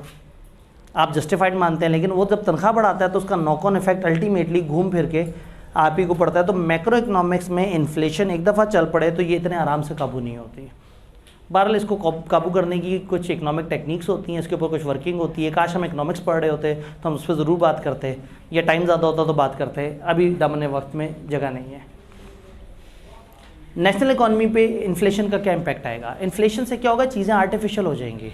फॉर एग्जांपल आपकी कंपनी ये कहेगी पिछली दफ़ा हम लोगों ने 50 लाख जो है रेवेन्यू जनरेट किया, इस दफ़ा 55 लाख रेवेन्यू जनरेट किया। कंपनी वाले पागल हुए होंगे खुशी से, 50 लाख से 55 लाख। लेकिन पता ये लगा कि पिछली दफ़ा आपने 10,000 यूनिट बेचे थे और इस दफ़ा 8,000 यूनिट बेचे हैं, चूँकि पर यूनिट कीमत बढ़ गई है तो आपको लग रहा है कि आपकी कंपनी ने ग्रो किया, हालांकि आपकी कंपनी तो 20% डिक्लाइन पे गई है। तो इन्फ्लेशन की वजह से क्या होता है कि आपके लिए स्टैट्स को समझना थोड़ा सा मुश्किल हो जाता है। कि फॉर एग्जांपल बड़ा आसान सी बात है कि नून लीग वाले अपने ज़माने में 100 रुपये के रेट के हिसाब से बताते थे पाकिस्तान पे इतने 1000 अरब का कर्जा है, और पीटीआई के दौर में ये इतने 100,000 अरब हो गया, क्योंकि उस ज़माने में उतने ही कर्ज़े को उन्होंने मल्टीप्लाई करना है 200 के रेट के आसपास से। ठीक है, अब वही पीटीआई वाले इनको बता रहे हैं कि आपके ज़माने में कर्ज़ा इतना बढ़ गया। कर्ज़ा वहीं खड़ा हुआ है, वो तो एक एक किस्त पे रुला के रख देंगे। लेकिन इन्फ्लेशन की वजह से ना आपकी कैलकुलेशन आउट हो जाती है, आपको अपनी परफॉर्मेंस नहीं समझ आती, मुल्क की परफॉर्मेंस नहीं समझ आती। मुल्क कह देता है जी पिछले साल हमारी जो है वो 700 बिलियन की एक्सपोर्ट थी, इस दफ़ा 800 बिलियन की एक्सपोर्ट है। तो फिर इसका हल ये होता है कि फिर आप उसको किसी करेंसी में मैयर करते हैं। जैसे हम कहते हैं हमारे रिजर्व्स इतने बिलियन डॉलर के रह गए, हालांकि हमारे रिजर्व हैं रुपए में, बताओ, इसलिए बताते हैं ताकि उसको कंपेयर किया जा सके। तो फिर ये इन्फ्लेशन का ये एक प्रॉब्लम होता है कि इसमें आप रियल और इमेजिनरी इन दोनों को साथ लेके चलते हैं कि असल में क्वांटिटीज़ कम हुई हैं, रेट बढ़े हैं, जिसकी वजह से आपको लग रहा है कि ग्रोथ आई है। देन इन्फ्लेशन की इम्प्लीकेशन क्या है? ज़ाहिर है इसकी इम्प्लीकेशन ये है कि जब अल्टीमेटली इन्फ्लेशन होगी, अल्टीमेटली महंगाई आएगी, तो लोगों की बाइंग पावर कम होगी और उनके लिए ख़रीदना थोड़ा सा मुश्किल हो जाएगा। बिजनेसेस अगर अपना उतना ही प्रॉफिट कमाने की ख्वाहिश करता रहेगा तो शायद सर्वाइव ना कर सके। तो फिर क्या होगा, बिजनेसेस को इन्फ्लेशन को नॉक ऑफ करने के लिए कहीं ना कहीं कुछ हल्के प्रोडक्ट्स निकालने पड़ेंगे, कुछ मतलब वो कोकोमो के पैकेट में से कोकोमो निकाल देना पड़ेगा कि प्राइस उतनी ही रहे लेकिन जो है वो उसको कम कर दें। वो हाफ़ रोल जो है वो 40 रुपए का करके और उसमें से गिनती के 6 बिस्किट निकल रहे होंगे। तो फिर इस किस्म की स्ट्रेटजीज़ जो है वो उसमें करके प्री रिज़ल्ट पढ़ने आएंगे, पोस्ट रिज़ल्ट के पेज पे टीचर पढ़ा के और क्लास बंद करके कहेगा लो जी ख़त्म कहानी। कहीं ऐसा तो नहीं हुआ कुछ? नहीं। 30-35 नंबर के लिए अब कब तक पढ़ना है, खुदा का खौफ करें। आप 30-35 नंबर के लिए कह रहे थे कि 6 महीने पढ़ना था, वो खुदा का खौफ करें, अल्लाह को जान देनी है जी। तो कहने का मतलब ये है कि फिर आपको इस किस्म के डिसीजंस वगैरह लेने पड़ रहे होते हैं। Then interest rate, obviously interest rate business को इम्पैक्ट करते हैं। इंटरेस्ट रेट का मतलब ये है कि जो गवर्नमेंट, इंटरेस्ट रेट का मतलब है कि कौन किसको इंटरेस्ट चार्ज कर रहा है, लेकिन मैक्रो लेवल पे इसका क्या मतलब है? गवर्नमेंट ने एक ऑफिशियल इंटरेस्ट रेट क्या रखा हुआ है? तो नॉर्मली पाकिस्तान में KIBOR, Karachi interbank offer rate को हम ऑफिशियल इंटरेस्ट रेट मानते हैं, जो इस वक्त करंटली 21-22% के आसपास है। यहाँ से आगे इंटरेस्ट शुरू होता है, यानी आप एक बैंक से जाके कहते हैं मुझे गाड़ी लेनी है लीज पे, वो कहता है काइबर प्लस 3%, हम तो सिर्फ 3% इंटरेस्ट चार्ज कर रहे हैं। अब बात उनकी भी सही है, उनको जो फंड्स मिल रहे हैं वो कहीं से भी मिल रहे हैं, उनको उस रेट पे मिल रहे हैं जो गवर्नमेंट का ऑफिशियल रेट है। एक बैंक से अगर पैसे लेगा तो उनका ब्रेक इवन उस इंटरेस्ट रेट पे है। उससे ऊपर अगर उसने स्प्रेड करना है, अगर अपना कमाना है, तो वो ऊपर अपना मार्जिन रखेगा 3%, 2% या इस तरह से। तो बैंक गलत नहीं है, वो कहते हैं हमने तो बहुत कम मार्जिन रखा हुआ है, लेकिन पीछे से इंटरेस्ट रेट काफ़ी बढ़ा हुआ है। इंटरेस्ट रेट गवर्नमेंट किसी खास वजह से बढ़ाती है, किसी खास वजह से कम कर देती है। इंटरेस्ट रेट बढ़ाया तब जाता है जब आप चाहते हैं कि लोग जो है वो बोरोविंग्स कम कर दें। अचानक से लोगों ने धड़ाधड़ गाड़ियाँ खरीदनी शुरू कर दी, खरीदनी क्या लीज पे लेनी शुरू कर दी। इंटरेस्ट रेट 6-7% पे हुआ करता था और जनाब मुल्क में पैसा था नहीं था, लोग आर्टिफिशियल लाइफस्टाइल जीना शुरू हो गए, जिसकी वजह से बहैसियत कौम सारे के सारे तकलीफ में आ गए। गवर्नमेंट को लगा कि हमें इंटरेस्ट रेट बढ़ाना चाहिए और कहीं ना कहीं इसमें जो ट्रू इन्वेस्टर है वो आए, रादर देन के कंज्यूमर चीज़ें इंटरेस्ट पे लेना शुरू कर दें। तो इंटरेस्ट रेट जब बढ़ता है तो उससे आपकी बोरोइंग महंगी हो जाती है। तो फिर बिज़नेस की जब बोरोइंग महंगी हो जाती है तो फिर वो ज़्यादा बिज़नेस नहीं कर पाता, तो बिज़नेस को नुकसान हो जाता है। इंटरेस्ट रेट जब बढ़ता है तो फिर लोग जो है वो कंज्यूम कम और सेव ज़्यादा करना शुरू कर देते हैं, पैसे उठा के बैंकों में डालना शुरू कर देते हैं, पैसे का फ्लो रुक जाता है। तो मॉनेटरी पॉलिसी के तहत जब आपने पाकिस्तान में पैसे का फ्लो रोकना होता है, आप इंटरेस्ट को बढ़ा देते हैं ताकि चीज़ें साइड पे चली जाए।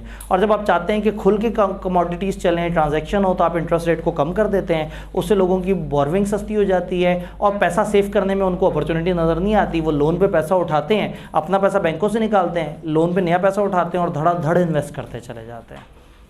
तो अगेन इंटरेस्ट रेट के प्लस माइनस होने से बिज़नेस को इम्पैक्ट पड़ता है। बिज़नेस अगर डिक्रीज़ होगा तो क्या होगा, अभी मैंने बात की कि सेविंग वगैरह डिस्करेज होगी। हर पोर्शन के बाद ना ये कोई ग्लांस देते हैं इंटरेस्ट रेट्स वगैरह या इन्फ्लेशन की पाकिस्तान में असूलन ये नहीं देनी चाहिए, क्योंकि जिस महीने की बुक होती है उसके बाद तो चीज़ें चेंज हो जाती हैं। तो बैलेंस ऑफ पेमेंट वाला पोर्शन तो उन्होंने किताब से डिलीट कर दिया, लेकिन बाकी जगह हल्का हल्का सा इन्होंने चीज़ें दी हुई हैं। फिर अचानक से फिस्कल पॉलिसी आ जाती है, गवर्नमेंट की वो पॉलिसी जो कि बजटरी, अब बिज़नेस का ताल्लुक है या नहीं है, हम बस पढ़ रहे हैं कि इकोनॉमिक्स क्या होती है। तो फिस्कल पॉलिसी बजट की पॉलिसी होती है, पाकिस्तान कमाएगा कहाँ से, खर्चेगा कहाँ। ये जो आपका बजट से रिलेटेड, इनकम और एक्सपेंडिचर से रिलेटेड जितनी भी पॉलिसीज़ होती हैं वो फिस्कल पॉलिसी होती हैं। अनएम्प्लॉयमेंट बिज़नेस के लिए अच्छी भी और बुरी भी है। अच्छी सेंस में कि अनएम्प्लॉयमेंट बढ़ेगी तो क्या होगा कि लोग ज़्यादा बेरोज़गार होंगे, कम पैसे में अच्छे लोग आपको मिल जाएंगे। लेकिन नुकसान ये है कि जब ज़्यादा अनएम्प्लॉयमेंट होगी तो वही लोग हैं जिन्होंने ख़र्चा करके आपकी प्रोडक्ट्स ख़रीदनी है। तो जब आपकी प्रोडक्ट ख़रीदने की लोगों की बाइंग पावर नहीं रहेगी तो वो चीज़ें उस तरह से नहीं खरीद सकेंगे। एंड अनएम्प्लॉयमेंट का वाइस वर्सा भी है कि अनएम्प्लॉयमेंट अगर कम होगी तो क्या होगा कि आपकी प्रोडक्ट खरीदने वाले ज़्यादा लोग होंगे, आपका बिज़नेस अच्छा चलेगा, लेकिन आपकी कॉस्ट ऑफ प्रोडक्शन बढ़ जाएगी, क्योंकि अगर अनएम्प्लॉयमेंट कम है तो आपको अच्छे रिसोर्स बहुत महंगे पे मिलेंगे, क्योंकि अनएम्प्लॉयमेंट इतनी कम है कि लोग हाथों हाथ उनको ले रहे हैं। तो अनएम्प्लॉयमेंट के अपने कुछ प्लस माइनस हैं। बैलेंस ऑफ पेमेंट, पूरे पाकिस्तान ने किसी और मुल्क के कितने पैसे देने हैं और किसी दूसरे मुल्क ने पूरे पाकिस्तान के कितने पैसे देने हैं। तो पाकिस्तान ने इंपोर्ट की मद में, एक्सपोर्ट की मद में दुनिया से क्या पैसे लेने हैं, क्या पैसे देने हैं, लोन्स की मद में क्या पैसे लेने हैं, इंटरेस्ट की मद में क्या पैसे लेने हैं, सर्विसेज की मद में क्या पैसे लेने हैं। तो एट एनी गिवन टाइम हर मुल्क चाहता है कि उसका बैलेंस ऑफ पेमेंट बेहतर हो। अगर आपका balance of payment for example -5 billion dollar है, इसका मतलब है फॉर एग्जांपल आपने 100 बिलियन दूसरे मुल्कों से लेने हैं और आपने 105 बिलियन दूसरे मुल्कों को देने हैं। और अगर आपके पास ख़जाने में पड़े हुए ही 4 बिलियन है और आपका balance of payment 5 billion negative हो, तो फिर क्या होगा कि फिर आपको बगैर IMF की फंडिंग के और बगैर एक्सटर्नल सोर्स ऑफ फाइनेंस के आप सर्वाइव नहीं कर सकेंगे।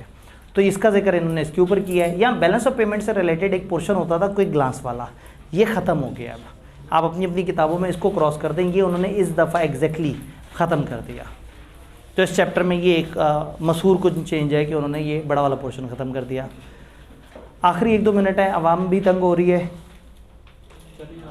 मैंने कहा कोई मुझे देख रहा हो तो मैं उसे इशारा कर दूँ, मुझे नहीं देख रहे, वो आपस में बातें करते करते तंग हो रहे हैं। ठीक है, मैं कहती तो मैं उन्हें इशारा कर दूँ 2-3 मिनट का। GDP किसे कहते हैं? Gross domestic product. पूरा पाकिस्तान कितना कमा रहा है, या पूरा पाकिस्तान कितना खर्च कर रहा है, या पूरा पाकिस्तान क्या चीज़ें बना रहा है। आउटपुट अप्रोच होती है कि आप कहते हैं कि टोटल प्रोडक्शन कितनी हो रही है। इनकम अप्रोच होती है, आप कहते हैं पूरा पाकिस्तान बशमूल गवर्नमेंट कितना कमा रही है। एक्सपेंडिचर अप्रोच, पूरा पाकिस्तान बशमूल गवर्नमेंट खर्च कितना कर रही है। हमारी किताब में हमें फार्मूला दी एक्सपेंडिचर अप्रोच का GDP का, जिसको C+I+G+X-M कहते हैं। कंजम्पशन, इन्वेस्टमेंट गवर्नमेंट की स्पेंडिंग, एक्सपोर्ट माइनस इम्पोर्ट। तो हम कहते हैं एक्सपोर्ट माइनस इम्पोर्ट का कितना डिफरेंस है, तमाम लोग कितना खर्च कर रहे हैं, आम कंज्यूमर कंजम्पशन कितना कर रहे हैं, कितनी अमाउंट गवर्नमेंट प्लस लोग इन्वेस्ट कर रहे हैं लॉन्ग टर्म एसेट्स में, प्लस गवर्नमेंट की स्पेंडिंग कितनी है। तो ये सारा मिला के हमें बता रहा है कि GDP क्या है। GDP से अंदाज़ा हो जाता है कि ओवरऑल मुल्क जो है वो उसकी क्या पोजीशन है और उसकी क्या अर्निंग कैपेसिटी या उसकी क्या डेवलपिंग कैपेसिटी है, इसके ऊपर हम बात कर रहे होते हैं। GDP में फिर वही मसला आता है, नॉमिनल GDP और रियल GDP के। आपको लगता है कि इस दफ़ा का GDP पहले से बेहतर है, लेकिन पता ही लगता है कि महंगाई इतनी हो गई है कि रुपयों में इस दफ़ा का GDP बेहतर है, लेकिन क्वांटिटीज़ में पिछली दफ़ा वाला GDP ज़्यादा बेहतर था। फिर उसके बाद इन्होंने वो पाकिस्तान में इस ईयर में ऐसा हुआ ये डिस्कशन शुरू कर दी। ये डिस्कशन सिर्फ उसी ईयर में उन क्वार्टर्स में वैलिड होती है। आज 2023-24 में बैठ के ये चीज़ इतनी रेलिवेंट नहीं है जी। जो रियल GDP ऐसे क्या हुआ है, हाँ तो एक मिनट देखें, हम कह रहे हैं कि नॉमिनल जो GDP है वो करंट प्राइसेस पे है, ठीक है। इसमें से इन्फ्लेशन एडजस्ट करें, माइनस करें, कहाँ पहुंच जाएंगे, रियल GDP में। हम कह रहे हैं कि रियल GDP इन्फ्लेशन हमने एडजस्ट कर दी उसको। हम कहते हैं ना इसमें से डेप्रिसिएशन एडजस्ट कर दो, तो उसका क्या मतलब होता है। तो ऐसे तो ना करें, दामने वक्त में वैसी वो गुंजाइश कम है, बाहर बच्चे मारने वाले हो रहे हैं। ये फाइनली वो टेबल है जो मैं मानता हूँ कि ये एक अच्छा टेबल है जिसमें इस चैप्टर की समरी और वाकई ही यही चीज़ हमें पता हो तो पेपर में सवाल में काम आ सकती है। इन्होंने लेफ्ट साइड पे कहा है कि कौन से फैक्टर में चेंज हो, इधर लिखा है कि कंज्यूमर्स को उससे क्या फ़र्क पड़ेगा, और इधर लिखा हुआ है उससे बिजनेस को क्या फ़र्क पड़ेगा। तो ये बड़ा आउट क्लास टेबल है, इसको समझने समझाने की ज़रूरत नहीं है, बहुत ही सेल्फ एक्सप्लेनेटरी है, बड़ी सिंपल सी बातें। वैसे जब इतना टाइम लग ही गया तो 1 मिनट में देख ही लेते हैं। हायर अनएम्प्लॉयमेंट से लोग हायर अनएम्प्लॉयमेंट से कम खर्च करेंगे क्योंकि कम लोग अर्न कर रहे होंगे, और बिज़नेस जो है वो प्राइसेस कम करनी पड़ेगी ताकि लोगों को बाय करने पे कन्विंस करे। लोअर अनएम्प्लॉयमेंट होगी तो वो स्पेंडिंग बढ़ा देंगे क्योंकि उनके पास ज़्यादा पैसे हैं, तो फिर आप प्राइसेस बढ़ाएं, डिमांड बढ़ रही है, लोग तो ख़रीदने के लिए तैयार हैं। इंटरेस्ट रेट बढ़ा हुआ होगा तो लोग कम खर्चेंगे और सेव करना चाहेंगे, तो फिर अब आपको प्रोडक्ट साइज़ और चीज़ों को कम करना होगा, श्रिंकफ्लेशन की तरफ आना होगा ताकि आप लोगों के कम पैसों के अंदर भी अपना काम चलाते रहें। डिक्रीज़ इंटरेस्ट रेट होगा तो इसके रिवर्स हो जाएगा। Increase value of rupee, exchange rate अगर बेहतर हो रहा है तो लोग इंपोर्ट्स वगैरह पे ज़्यादा खर्च करेंगे क्योंकि उनको इंपोर्ट सस्ती लगना शुरू हो जाएंगी, और अगर रुपए की वैल्यू गिर रही है तो लोग एक्सपोर्ट्स की तरफ ज़रा ज़्यादा आगे होंगे। तो फिर बिज़नेस को चाहिए कि यहाँ पे अगर इंपोर्ट्स वगैरह की तरफ आ रहा है तो मैं target new domestic market for their product to attract new customer. तो अब अगेन वही बात है कि जब लोग इंपोर्ट करना शुरू हो जाए और मैं बिजनेस पहले से ही बैठा हूँ और लोग इंपोर्टेड माल लेना शुरू हो गए, तो फिर मुझे देखना होगा कि मैं कहाँ जाऊँ, मैं अपने आप को क्या करूँ। और अगर एक्सपोर्ट्स अट्रैक्टिव हैं तो सबके साथ मैं भी एक्सपोर्ट्स में हाथ धोना शुरू कर दूँ और मैं भी अपनी प्रोडक्ट एक्सपोर्ट करना शुरू कर दूँ। खैर बहरहाल कल चूँकि फ्राइडे तो हम अपने पुराने टाइम पे 2:15 वाले पे वापस लौट जाएंगे। तो कल 2:15 बजे इंशाल्लाह ताला फिर एक लास्ट चैप्टर पे एक लास्ट डिस्कशन करते हैं इंशाल्लाह, चैप्टर 4 आईटी वाला चैप्टर, जिसमें से सीधी सीधी कुछ क्रैमिंग वाली बातें और कुछ लॉजिकल वाली बातें इंशाल्लाह मिलता है।